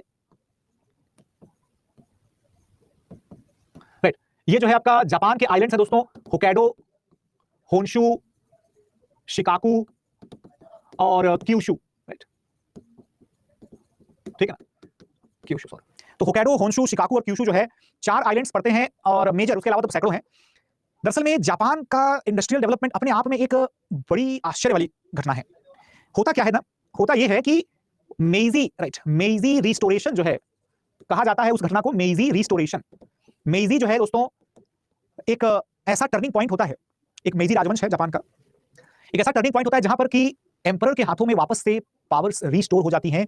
आप लोगों ने नाम सुना होगा, है ना, मुत्सुहितो, किसी ने अकिहितो का नाम तो सुना ही होगा, अकिहितो तो फेमस है काफी। मुत्सुहितो जो है दरअसल में उनके पीरियड में ना जापान की इकोनॉमी में, जापान की पॉलिटिकल स्ट्रक्चर में और जापान की आर्मी के स्ट्रेंथ में काफी ज्यादा पावर जो है वो आती है, ठीक है। अब होता क्या है ना, हाँ बिल्कुल बिल्कुल, हिरोहितो है ना, मुत्सुहितो, अकिहितो, ये सब जापान के रूलर्स हैं, ये सब जापान के रूलर्स हैं, ठीक है। अब होता यह है दरअसल में दोस्तों कि जब हम बात करते हैं western, right, western colonial expansion की, तो एक्सपेंशन इन एशिया, तो it was actually Japan which had an active maritime nation, right, और जिसकी वजह से it took notice of the evolving European techniques, right, evolving European maritime techniques या maritime technology। नतीजा ये होता है कि that Japan did not allow the European settlements apart from certain trade, right, certain trade provisions or I would say concessions, certain trading concessions, okay, to the Dutch and British। हालांकि बाद में Dutch ही रह जाते हैं। तो दरअसल में आप ये मान के चलिए कि जापानीज थोड़ा अलर्ट हो गए थे, थोड़ा एक्टिव हो गए थे, और उसके वजह से उन्होंने कभी भी यूरोपियन सेटलर्स को जापान में सिर्फ ट्रेड करने से आगे जाने का मौका नहीं दिया, ध्यान रखिएगा, ठीक है ना। और उसका फायदा क्या पहुंचता है कि वो लोग जो है टेक्नोलॉजी से तो डेवलप होते रहते हैं, लेकिन डोमिनेशन वाली पोजीशन कभी भी नहीं आने देंगे। दोस्तों जरा कंपेयर करके देखिए, बंगाल का मुर्शीद कुली खान याद है सभी को? हाँ जी, how many of you remember Murshid Quli Khan? Yes और नो एवरीबॉडी? मुर्शीद कुली खान जो है उसने भी तो सख्ती के साथ डील किया था, लेकिन वो एक गलती कर गया। उसके पास पैसा भी था, उसके पास टाइम भी था, उसके पास अथॉरिटी भी थी, लेकिन उसने अपने कॉर्पोरेशंस या अपने ट्रेडिंग सेंटर्स या ट्रेडिंग यूनिट्स को डेवलप करने की कोशिश कभी भी नहीं की। Same is applicable to all the contemporary rulers. Aurangzeb जैसा रूलर जिसने कि बॉम्बे के गवर्नर चाइल्ड को कदमों में झुका दिया था, औरंगजेब जैसे रूलर ने कभी भी आगे बढ़कर के इन सब चीजों पर अगर फोकस किया होता कि ये चल क्या रहा है, यूरोप से ऐसे बड़े बड़े लोग कौन है, ट्रेडर्स क्या कर रहे हैं, थोड़ा सा किसी को भेजते कि हाँ जाओ थोड़ा अभी यूरोप। देखो आपको शायद ना पता हो, लेकिन इंडिया से, मुगल एम्पायर से ऑलरेडी 17th सेंचुरी में ही यूरोप जाने वाले लोग हो चुके थे कई कई देशों में, है ना, लेकिन वो लोग सिर्फ घूमने गए थे, तोहफे लेने और तोहफे देने और अय्याशियां करने। They did not go there to obtain any technology और ऑब्टेन एनी स्ट्रेटेजिक आइडिया और समथिंग। अगर कुछ ऐसा रहा होता इंटेंशन तो शायद नौबत ही नहीं आती कभी, और जापान के कंपैरिजन में इंडिया एक डेवलप्ड नेशन हो सकता था, क्योंकि जापान ने वो गलतियां नहीं की जो गलतियां इंडिया ने अपनी तरफ कर दी। साथ के साथ जो बची खुची कसर थी वो 1890s में इंडस्ट्रियल डेवलपमेंट से जो है वो पूरी होने लगती है, ठीक है, ध्यान रखिएगा। अब इंडस्ट्रियल डेवलपमेंट जो होती है दोस्तों किस तरीके से, यहां पर देखिएगा राष्ट्रवाद की भावना जो है जापान के लिए एक ट्रिगर पॉइंट बन जाएगी। राष्ट्रवाद की भावना जो है जापान के लिए एक ट्रिगर पॉइंट बन जाएगी, जिसकी वजह से जापानीज नेशनलिज्म जब इमर्ज होगा, उसी राष्ट्रवाद की भावना के अंतर्गत जापानी अपने देश के लिए अपनी जान देने को तैयार होंगे। 3 शिफ्ट में काम करने वाला दुनिया का पहला देश बन गया जापान, जहां पर लोगों ने लेबर और टेक्नोलॉजी दोनों को भरपूर यूज किया। दिन में 24 घंटे हैं, 8-8 घंटे 3 शिफ्ट में काम करेंगे, और बाकायदा कैपिटल इंटेंसिव मॉडल को उन्होंने यूज किया, यानी कि पैसे लगा करके, वो डिस्ट्रीब्यूशन वाला मॉडल नहीं था, सोशलिज्म वाला मॉडल नहीं था, बाकायदा कैपिटलिज्म वाला मॉडल इन्होंने यूज किया। और सरकार ने बड़े लेवल पर क्या किया, कैपिटल भी इन्वेस्ट की, ध्यान रखिएगा। मतलब आप फैक्ट्रीज स्टार्ट करिए, सरकार आपकी मदद करेगी, इसको हम कहते हैं द स्टेट कैपिटलिज्म। तो Japan became the world's first country which was capitalised by the state, ठीक है। सरकार क्या करती थी? टैक्स वसूलती थी, बढ़िया से रेगुलर टैक्स वसूलती थी, अच्छे लेवल पर टैक्स वसूलती थी, और उसके बाद उस टैक्स से इंडस्ट्रियल डेवलपमेंट करती थी। आप जरा समझिएगा एक बात को, किसी भी पॉलिटिकल एस्पेक्ट को अगर हम आज के नजरिए से कंपेयर करें, अगर सरकार आम जनता से पैसे वसूल करके और कुछ इंडस्ट्रियल लोगों को पैसे दे करके ये बोल दे कि जाओ इंडस्ट्री लगाओ, देश का डेवलपमेंट करो, तो आज के जमाने में ऐसी सरकार को क्या कहा जाएगा कि अरे ये सरकार तो उसकी गुलाम है, वो है ना, उसकी गुलाम है, ऐसा बोल दिया जाएगा। लेकिन ये वाला काम तो जापान ने कर दिया। अगर मैं आपसे ये कहूं कि आज इंडस्ट्रियल डेवलपमेंट के नाम पर हजारों लाखों मजदूरों को 25-30 साल की उम्र की पूरी करने से पहले ही मौत के मुंह में झोंक दिया जाए, तो आज ऐसी सरकार को क्या कहेंगे?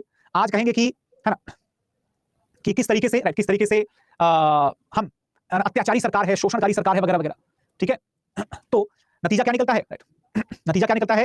नतीजा ये निकलता है कि अगर आप देखें तो उस जमाने में फ्रांस या ब्रिटेन या बेल्जियम, हर किसी ने ऐसा कर दिया था, है ना, हर किसी ने ऐसा किया। तो दरअसल में आज जो देश इंडिया को इतना ज्यादा कह सकते हो कि लेक्चर्स देते हैं कि भाई ग्लोबल कार्बन एमिशन इंडिया को रिड्यूस करना पड़ेगा, चाइना को रिड्यूस करना पड़ेगा, तो रियलिटी ये है दोस्त कि उन्होंने अपने अपने हिस्से का जो कार्बन एमिशन था वो तो करके फुर्सत हो गए, और कार्बन ही नहीं बल्कि जो जो एमिट कर सकते थे सब कुछ एमिशन करके फुर्सत हो गए, जो जो एक्सप्लॉयटेशन कर सकते थे, जो जो मतलब जितना डिवास्टेशन, जितना एनवायरमेंटल डैमेज, कुछ भी जो कर सकते थे सब कुछ करके और अपने आप को स्टैब्लिश कर लिया डेवलप्ड नेशन के तौर पर। अब क्योंकि डेवलपमेंट की प्रोसेस तो वैसी ही होगी। आप देखिए जरा, आज अगर आप कंपेयर करें कि इंडिया के जो डेवलपमेंट स्टेट चल रहा है, लगभग वैसा ही डेवलपमेंट स्टेट किसी भी यूरोपियन कंट्री का या अमेरिका का चला होगा, जब वो लोग ऐसे ही लोअर मिडिल इनकम ग्रुप में रहते होंगे, है ना, लोअर मिडिल इनकम ग्रुप में रहते होंगे। Got it? लेकिन आज जो मोरल रिस्पांसिबिलिटी है ये मोरल रिस्पांसिबिलिटी कंटेम्पररी पीरियड में, आज के पीरियड में डेवलपिंग कंट्रीज के ऊपर भी है। उस जमाने में कोई रेगुलेशन नहीं था, कोई मोरल रिस्पांसिबिलिटीज नहीं थी एज सच। ठीक है ना, तो ये रीजन है। यस एग्जैक्टली प्रखर, exactly, that is the point, that's the point. ठीक है ना। और ऋतिक राज जी, है ना, ऋतिक राज जी, पीछे स्लाइड्स बदलती नहीं चली गई। मैंने बाकायदा बताया आप लोगों को कि किस तरीके से स्पिरिट ऑफ नेशनलिज्म जो है जापान में इमर्ज होती है मेइजी रिस्टोरेशन के टाइम पीरियड में, यानी कि 1880-90 के जो डिकेड में, और उसके बाद उन्होंने किस तरीके से बड़े पैमाने पर अपने फेवरेबल इंडस्ट्रियलिस्ट लोगों को पैसे देकर के इंडस्ट्रियलाइजेशन करवाया जापान का, है ना। और किस तरीके से हम लोगों ने ये भी देखा कि जापानीज इंडस्ट्रियलाइजेशन जो था वो एक आप कह सकते हो कि क्रोनी कैपिटलिज्म से मिलता जुलता सा आपको लगेगा। क्रोनी कैपिटलिज्म का मतलब होता है अपने सगे संबंधियों को, रिश्तेदारों को, दोस्तों को बड़े बड़े पूंजीवादी ठेके आपने दिलवा दिए। Crony capitalism, crony capitalism. ठीक है ना। जैसे कि यूनाइटेड स्टेट्स ऑफ अमेरिका में किसी जमाने में प्रेसिडेंट जो हुआ करते थे, नाम तो खैर मैं नहीं लूंगा पॉलिटिकल वगैरह चीजों पे, तो आपने देखा होगा कि ले दे करके वही बोइंग या फिर लॉकहीड मार्टिन, यही दो कंपनीज हैं, है ना, जो कि क्रिएट करती हैं, मैन्युफैक्चर करती हैं बड़े बड़े फाइटर जेट्स। अब आप सोचिए कि उनको कॉन्ट्रैक्ट दिलवाने के पीछे क्या होता होगा, है ना। Anyways, characterisation of the industrialisation, sorry, characteristics of the industrialisation. दोस्तों, जापान में इंडस्ट्रियलाइजेशन जो है वो बहुत तेजी से हुआ। क्यों? अब इसका कंपैरिजन हम लोग करेंगे किसके साथ? बेटा आप लोगों ने संगम एज पढ़ा है क्या? संगम एज या संगम पीरियड पढ़ा है क्या आप लोगों ने? जिसमें आपने देखा था कि गंगा की घाटी में अर्बनाइजेशन के लिए 1500 बीसी से आते आते 500 बीसी यानी कि 1000 साल लग गए, तब जाके गंगा घाटी में अर्बनाइजेशन होता है। एंशिएंट हिस्ट्री में आप लोगों ने पढ़ा होगा। लेकिन वही संगम पीरियड में सिर्फ 200 से 300 साल के भीतर अर्बनाइजेशन हो जाता है। ऐसा क्यों होता है? क्योंकि ऑलरेडी जो अर्बन कम्युनिटीज थी, जिनको आइडिया था, वो ट्रेड वगैरह करने लग गए थे, कॉन्टैक्ट हो गया था अर्बन एरियाज के साथ। और आप जानते हैं कि transfer of the cultural specialities, civilisational specialities, ये ज्यादा आसान होता है। वहीं आप देखें तो जापान ने क्या किया? जापान ने रिवर्स इंजीनियरिंग का प्रयोग करके मैन्युफैक्चरिंग का टेक्नोलॉजी जो है अपने यहाँ पर सीख लिया। दोस्तों, जैसे भारत ने रॉकेट निर्माण में और सैटेलाइट निर्माण में, है ना, जितने भी सैटेलाइट लॉन्च व्हीकल्स हैं उनके निर्माण में इंडिया ने क्या किया, या न्यूक्लियर रिएक्टर्स के या शिप के निर्माण में इंडिया ने क्या किया। मैं मॉडर्न जमाने की बात कर रहा हूं, आज के जमाने की। आप लोग इसको बुरा मत मानिएगा, लेकिन हकीकत यही है कि इंडिया ने बड़े पैमाने पर रिवर्स इंजीनियरिंग का प्रयोग किया है। दोस्त, बहुत कम चीजें ही हैं जो कि मॉडर्न टेक्नोलॉजी में, इंजीनियरिंग बेस्ड चीजों में इंडिया ने क्या किया, इंडिया ने इनोवेशन के थ्रू अपने आप डेवलप किया। वो भी पिछले कुछ सालों में ये काम शुरू हुआ है। ठीक है ना, पिछले कुछ सालों में ये काम शुरू हुआ है। Got it? तो अब आप ये समझ सकते हैं कि ऐसा क्यों होता है कि इंडिया की जो कॉस्टिंग्स रहती थी या जो कंस्ट्रक्शन रहता था वो इतना ज्यादा फटाफट से और इतना कम दाम में क्यों हो जाता था। क्योंकि एक बड़े खर्चे के तौर पर जो इंडिजिनस डेवलपमेंट करने का या जो R&D का खर्चा आता था ना पहले, वो बहुत कम लगता था। आज के टाइम पर भले ही आप देख सकते हैं कि still we are having those people who are making the indigenously developed methods और इंडिजिनसली डेवलप्ड मटेरियल्स। आप सोच के देखिए जरा, सुपर कंडक्टर्स जैसी चीजों की बात आज के जमाने में हो रही है। आज के जमाने में जो है वो मटेरियल साइंस एडवांसेस की बात हो रही है। आज के जमाने में जो है वो नैनो मटेरियल्स की बात हो रही है। इतना सब कुछ, लेकिन भारत में इनोवेशन जो है, खासकर इंजीनियरिंग और टेक्नोलॉजी के फील्ड में, it is very rare, very rare. So what do? We actually purchase the old things, old specimens, and we do the reverse engineering. दरअसल में दोस्तों ये किसी की गलती नहीं है। कोई भी देश अगर टाइम टाइम कम रख करके इंडस्ट्रियल डेवलपमेंट करना चाहेगा तो रिवर्स इंजीनियरिंग ही एकमात्र समाधान होता है। तो जापान ने वही काम किया, प्लस जापान ने जो फंडा अपनाया दोस्तों, वही फंडा चाइना ने अपनाया लंबे समय तक, यानी कि लो कॉस्ट गुड्स। किसी जमाने में जापानीज टेक्नोलॉजी की बनी हुई चीजें बहुत ज्यादा अच्छी नहीं मानी जाती थी, ये माना जाता था यार ये खराब हो जाएगी जल्दी। जैसे एग्जांपल के तौर पर दोस्तों वॉचेस, स्विस मेड वॉचेस जो थी they were the most costly, Italian made fabrics जो थे they were the most costly. वहीं जो जापानीज वॉचेस थी, जो जापानीज बैग्स थे, जो लेदर कह सकते हैं गारमेंट्स वगैरह थे, उनकी कोई इज्जत नहीं थी इंटरनेशनल मार्केट में।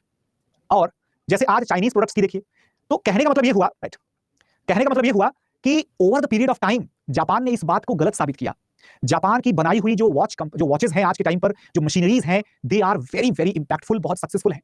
लेकिन चाइना के साथ भी वही चीज हो रही है। पर आप में से बहुत लोगों को आश्चर्य लगेगा शायद जान करके, खासकर जो बच्चा इंडस्ट्रियल फील्ड का है वो जानता होगा कि आज हमारे देश में जितने भी बड़े बड़े सुपर क्रिटिकल पावर प्रोजेक्ट्स आते हैं, जहां पर कि 660 मेगावाट की कैपेसिटी वाले बॉयलर ड्रम्स होते हैं, जो दोस्तों ये सबके सब चाइना में बन करके आते हैं। हमारे देश में जो बड़े बड़े ब्रिजेस या फिर जो सरदार पटेल की जो मूर्ति जैसे बड़े बड़े प्रोजेक्ट्स होते हैं, उनके जो बेसिकली एंगल्स और कंपोनेंट्स होते हैं वो चाइना से बन करके आते हैं। तो इसका मतलब ये हुआ कि चाइना में भी धीरे धीरे हम लोग, ये परसेप्शन हमारा बदल जाएगा कि वहां पर क्वालिटी प्रोडक्ट्स नहीं बनते। ऐसा नहीं है, वहां पर भी क्वालिटी प्रोडक्ट्स बनते हैं, बशर्ते उसमें टाइम लग गया। जब उन्होंने शुरू किया था तो घटिया बनाते थे, इसमें कोई डाउट नहीं है, घटिया ही बनता था चाइना में, जिसकी ड्यूरेबिलिटी बहुत कम रहती थी। लेकिन वो घटिया होने की वजह से बहुत सस्ता था, सस्ता होने की वजह से मार्केट पर पूरा घेर के बैठ गया। आज सोचिए दुनिया की 90% से ज्यादा जो टॉय इंडस्ट्री है, खिलौना उद्योग है, या फिर फार्मास्यूटिकल रॉ मटेरियल्स हो गए, ये सारी चीजें चाइना डोमिनेंट पोजीशन पर है। लगभग यही चीज जापान के साथ भी हुआ करती थी, ध्यान रखिएगा, ठीक है ना। जापान ने बहुत तेजी से जो है मात्र और मात्र 3 दशक के अंदर में यूरोप के बराबर की डेवलपमेंट अचीव कर ली दोस्तों। लेकिन उसका नतीजा ये निकला कि जापान जो है अब एक नेशनलिस्ट देश से थोड़ा सा आगे जाकर के सुप्रीमेसिस्ट देश बन गया। दोस्तों यही होता है अनफॉर्चुनेटली जब हम नेशनलिज्म को रैशनलिज्म के साथ कनेक्ट नहीं करते। दोस्तों ध्यान रखिएगा, नेशनलिज्म, अगर हम नेशनलिज्म को विदाउट रैशनलिज्म रखते हैं तो ये डेंजरस हो जाता है, खतरनाक हो जाता है, ठीक है ना। और इस डेंजरस टेंडेंसी का शिकार बन गया जापान, जिसने की क्या किया, जिसने की अपने वर्कफोर्स को बहुत बेहतरीन ट्रीटमेंट देकर के उन्हें पूरे तरीके से नेशनलिस्ट बनाया, है ना। अपनी इकोनॉमी को एक्सट्रीमली प्रोग्रेसिव बना करके जनता को थोड़ा सुप्रीमेसिस्ट बना दिया, और जिसका नतीजा ये निकलता है दोस्त कि जापान इवेंचुअली सुप्रीमेसिस्ट और रेसिस्ट भी हो जाता है, अपने आप को बाकी के एशियन कंट्रीज से बेहतर, और उसका परिणाम भुगतती है वो चाइना की गरीब जनता। चाइना को तो जापान ने मतलब ऐसा रुलाया है, ऐसा एक्सप्लॉइट किया है, इसी वजह से चाइना आज तक जापान की रिस्पेक्ट नहीं करता है, ठीक है ना। Industrial revolution in Russia, progress and challenges. दोस्तों रशिया के सामने क्या चैलेंजेस और क्या प्रोग्रेस की कंडीशंस थी, ठीक है ना। दरअसल में रशिया एक लार्जली एग्रेरियन कंट्री था, जो कि एक्सपोर्ट डिपेंडेंट रहता था, ध्यान रखिएगा, क्योंकि बड़े बड़े किसान, बड़ी बड़ी जमीनें और फूड ग्रेन का प्रोडक्शन खूब सारा, ये लोग फूड ग्रेन्स प्रोड्यूस करके उसको बेच करके जो पैसा आता था उसको अपने एंजॉयमेंट के लिए रखते थे, ठीक है। कैपिटल इन्वेस्टमेंट, आप जानते हैं फ्यूडल सिस्टम की एक खास बात होती है that feudals they don't invest, rather they spend. ये पैसा खर्च करते हैं, है ना, ये कभी भी पैसे को इन्वेस्ट नहीं करते थे। चाहे इंडिया में हो चाहे किसी भी देश में, आपने देखा होगा कि जो फ्यूडल्स यानी कि नवाब, है ना, निजाम या राजकुमार या कुछ इस तरीके के होते थे जो लोकल रूलर्स, ये लोग अपने दिखावे पे पैसा बहुत खर्च करते थे। बड़े बड़े महल, बड़े बड़े घर, बड़े बड़े टेंपल्स, बड़ी बड़ी बिल्डिंग्स, मस्जिदें, सब कुछ, ठीक है ना। और सेम वही चीज रशिया में भी चल रही थी। यहां पर उल्टा कोई इंडस्ट्रियल प्रोजेक्ट वगैरह कभी अगर आता था तो या तो कोई उसमें पैसा नहीं लगाएगा, या तो फिर उसका विरोध करेगा कि यार क्यों जमीन बेकार कर रहे हो, खेती की जमीन खराब हो जाएगी फालतू में, है ना, खेती की जमीन खराब हो जाएगी। तो खेती की जमीन खराब ना हो, भले ही इंडस्ट्री लगे या ना लगे।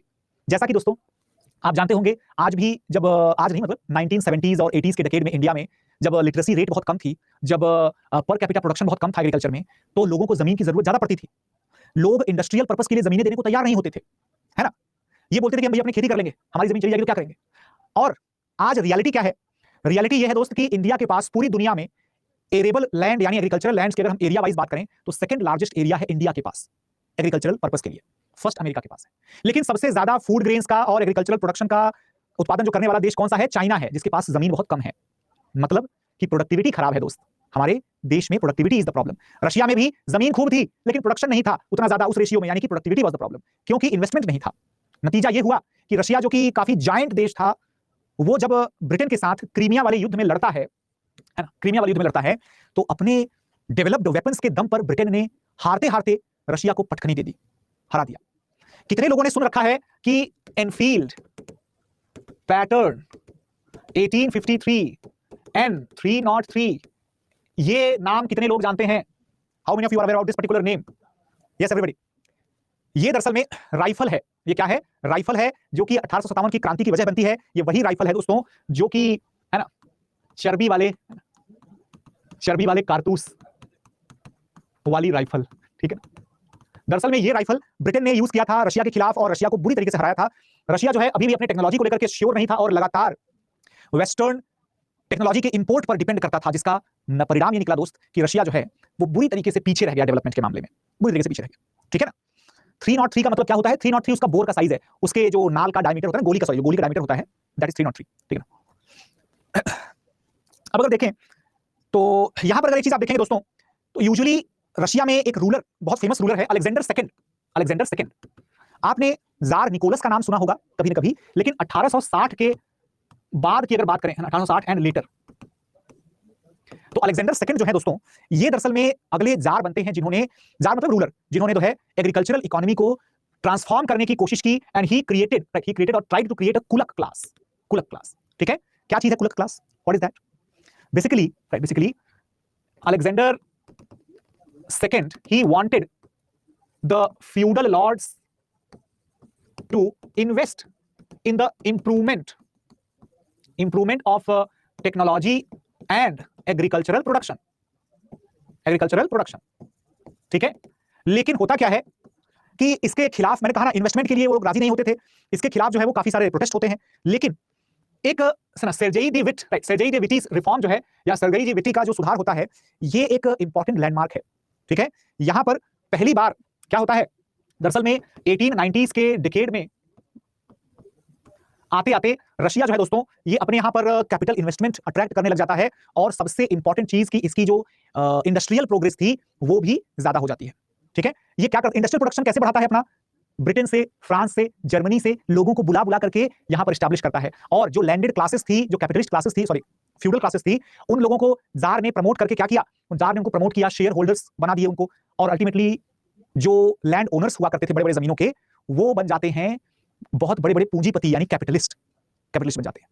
रशिया में हर चीज होती है बाकायदा, फैक्ट्रीज से लेकर के रेलवेज का एक्सपेंशन वगैरह सब कुछ होता है। साइबेरिया में बड़े पैमाने पर मिनरल एक्सप्लोरेशन होता है, खनिज का पता लगाया जाता है।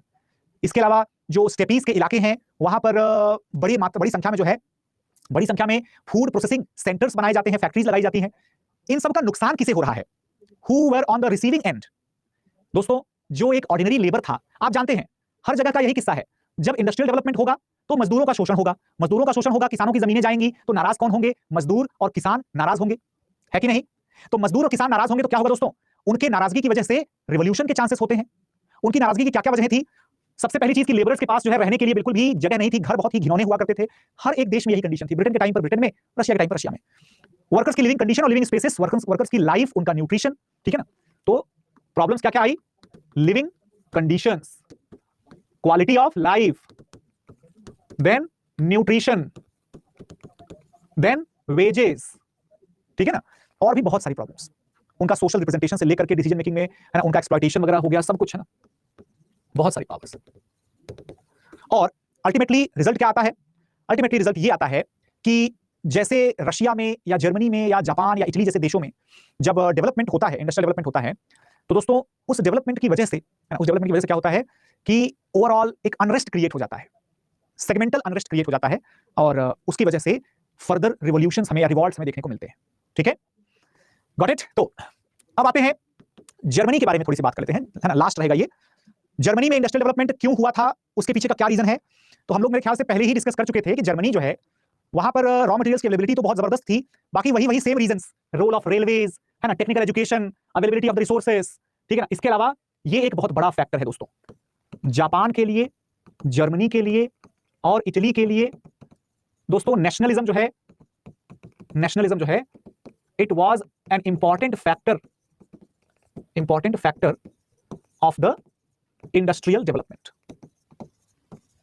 और वो कैसे है ये मैंने आप लोगों को बताया है। वो ऐसे होता है कि नेशनल प्राइड के नाम पर, राष्ट्रीय गर्व के नाम पर इंडस्ट्रियल डेवलपमेंट, ठीक है। बाकी बैंकिंग सिस्टम वगैरह तो कॉमन चीजें हैं, है ना, वही सब है आपके लिए। Got it everybody? तो ये जो है ओवरऑल आपका डेवलपमेंट है, ठीक है ना। बाकी दोस्तों ग्लोबल लेवल पर इंडस्ट्रियल रेवोल्यूशन के क्या इंपैक्ट पड़ते हैं? तो दुनिया में जो है वो पावर इक्वेशन बदल जाता है, ठीक है ना। दुनिया में रॉ मटेरियल्स की डिमांड जो है वो बढ़ जाती है। डिस्क्रिमिनेशन जो है ये दुनिया में काफी ज्यादा होने लग जाता है, ठीक है ना। ये जो है दुनिया में काफी ज्यादा होने लग जाता है। और इतना ही नहीं, डिस्क्रिमिनेशन के साथ साथ आप जानते हैं कि जब रिक्वायरमेंट ऑफ रॉ मटेरियल्स बढ़ेंगे तो कॉलोनियलिज्म का उदय होगा, यानी साम्राज्यवाद और उपनिवेशवाद का उदय होगा। इसके अलावा जैसे जैसे कॉलोनियल डेवलपमेंट होगा वैसे वैसे फर्दर इंडस्ट्रियल डेवलपमेंट होगा, यानी जिस देश की जितनी बड़ी कॉलोनी, राइट, जिस देश की जितनी बड़ी कॉलोनी उस देश का उतना ज्यादा इंडस्ट्रियल डेवलपमेंट, ठीक है, उतना ज्यादा इंडस्ट्रियल डेवलपमेंट। Got it? और जिसकी वजह से अल्टीमेटली दोस्तों वर्ल्ड वॉर जैसी कंडीशंस जो हैं वो आ जाएंगी। ठीक है, अच्छा एक बात और बताइए, आप लोगों को नहीं लगता कि कितना इंसल्टिंग फील होता है, कितना ज्यादा इंसल्टिंग फील होता है कि आप लोग जो है बिल्कुल बेकरार हो जाते हैं, व्याकुल हो जाते हैं कि क्लास बंद कर दो, बंद कर दो। अगर इतना ही भारी लग रहा है तो आप लोगों को फिर मेरे ख्याल से खुद ब खुद चुपचाप निकल जाना चाहिए, जैसे बाकी सारे लोग जो हैं, है ना, जिनके जिस टाइम पहले भी बता चुका हूं कि बिहेव करना आप लोग सीख लीजिए, अगर बिहेव सिटीजन बनना जरूरी, trying to the opinion all of you, your call ना। Teacher is a fool who is standing very demeaning, very, मतलब आप ये समझ के देखिए, you are unable to focus, let me पीता रहता, क्लास करते कर लूं मैं, लेकिन नहीं करता। Demeaning, very demeaning side effect. बस देखो क्या है ना, पढ़ूं या चाहे ना पढ़ूं, ये चीज आप लोगों को भी थोड़ा सा एक्सपेक्ट। और इंग्लैंड सबसे ज्यादा इंडस्ट्रियलाइज्ड कौन था? वो था आपका ग्लासगो, लिवरपूल, लंकाशायर, मैनचेस्टर, ठीक है ना, इंग्लैंड प्रॉपर। इसीलिए इंग्लैंड डोमिनेंट हो गया over Scotland, over Wales and over Ireland. Germany में जो रूर का इलाका था, है ना, रूर का जो इलाका था, रूर राइन का जो बेसिकली वैली था, वेस्टर्न जर्मनी, पश्चिमी जर्मनी, जो कि नजदीक था फ्रांस वाले साइड, वो ज्यादा डेवलप हुआ, जिसके चलते आप देखते होंगे कि डेवलपमेंट के वजह से ही जब डिवीजन हुआ तो पश्चिमी जर्मनी क्योंकि इंडस्ट्रियलाइज्ड था ज्यादा, तो वो चला जाएगा किसके पास? वो कैपिटलिस्ट ब्लॉक में चला जाएगा। ठीक है ना, ध्यान रखिएगा। Got it? तो ये कुछ क्वेश्चंस हैं प्रीवियस ईयर के पूछे हुए क्वेश्चंस, आप इनको देखिएगा एक बार, और आई होप कि आप सभी लोगों को पीपीटी जो है वो मिल जाती होगी, है ना। और अगर पीपीटी नहीं मिलती है तो कोई दिक्कत नहीं, राइट। एज यू टोल्ड कि जापान ने चाइना को बहुत रुलाया था, that's why they hate Japan today, but why this is not India and Britain? Because India और ब्रिटेन का जो रिलेशन है वो अलग तरीके का रिलेशन है। इंडिया को जैसे लोग कहते हैं कि नॉन वायलेंस से आजादी नहीं मिली या नॉन वायलेंस का कोई फायदा नहीं हुआ। दरअसल में इंडिया में नॉन वायलेंस मूवमेंट्स के डोमिनेंस की वजह से ही इंडिया इतना कंफर्टेबली ट्रांसफर ऑफ पावर जो है वो कर पाया। ये तो कम्युनलिज्म यानी सांप्रदायिकता की वजह से लाखों लोग मारे गए, अदरवाइज पार्टीशन नहीं होता, सिर्फ ट्रांसफर ऑफ पावर होता तो शायद कोई भी नहीं मरता। ठीक है ना। दरअसल में अगर आप ब्रिटिश रूल को इंडिया में प्रॉपर्ली ऑब्जर्व करेंगे तो आपको पता चलेगा कि ब्रिटिश रूल में काफी सारे इंडियंस पार्टिसिपेशन ऑलरेडी कर रहे थे, वाइस चांसलर, हाईकोर्ट के जज और तमाम बड़ी पोजीशंस पर बैठ रहे थे। ठीक है ना, बशर्ते कि वो ब्रिटेन के फेवर में बोलने चाहिए। ठीक है, तो ये चीज नहीं थी, जापान और चाइना में ऐसी चीज नहीं थी। आप समझ के देखिए, जैसे कि भारत के लोग आज भी तुर्कों से, है ना, तुर्कों से या फिर अफगानी इन्वेडर जैसे अहमद शाह अब्दाली हो गया, या फिर जैसे नादिर शाह ऑफ पर्शिया का हो गया, ऐसे लोगों से भारत के लोग आज भी उनके बारे में बुरा ही बोलते हैं, है ना, ध्यान रखिएगा। क्योंकि वो आए, लूट करके भाग गए। ब्रिटिश लोग जो हैं आए और लूट करके भाग गए, लेकिन खून खराबा ब्रिटिश लोगों ने डायरेक्टली उतना ज्यादा नहीं किया जितना कि इनडायरेक्टली अपनी पॉलिसीज की वजह से किया। और आप तो जानते हैं जनता मासूम होती है, जनता को पॉलिसी की वजह से मरने वाले लोग दिखाई नहीं देते। ठीक है ना, उसको तो जो कत्ल किया गया वो दिखाई देगा ना भाई। Sir, do you think that India's top down approach of the industrialization harmed it? Yes, in quite large extent I would say. And why so? Because not just top down approach but also the approach of India that to develop the services sector first and then the manufacturing sector. ये भी एक बहुत बड़ा नुकसान है। दरअसल में हमारा फैक्ट ये है कि हमारे देश में ज्यादातर जो सर्विसेज हैं they don't have the enough industries to support. ठीक है ना, तो इसमें टॉप डाउन अप्रोच का एक नुकसान ये भी है कि हमने क्या किया, लोगों को इंडस्ट्रियलाइज करने की बजाय, लोगों को इंडस्ट्रियस बनाने की बजाय, लोगों को ग्राउंड लेवल पर स्किल्ड बनाने की बजाय, हमने सीधा बड़ी बड़ी इंडस्ट्री, बड़े बड़े इंजीनियर, आईआईटीज खोल दिए। आईआईटीज के बजाय अगर हम आईटीआई को स्टार्ट करते हैं शुरुआत में, तो शायद वो एक सीक्वेंशियल डेवलपमेंट होता। Japan was under colonial rule, then how did they allow industrialisation?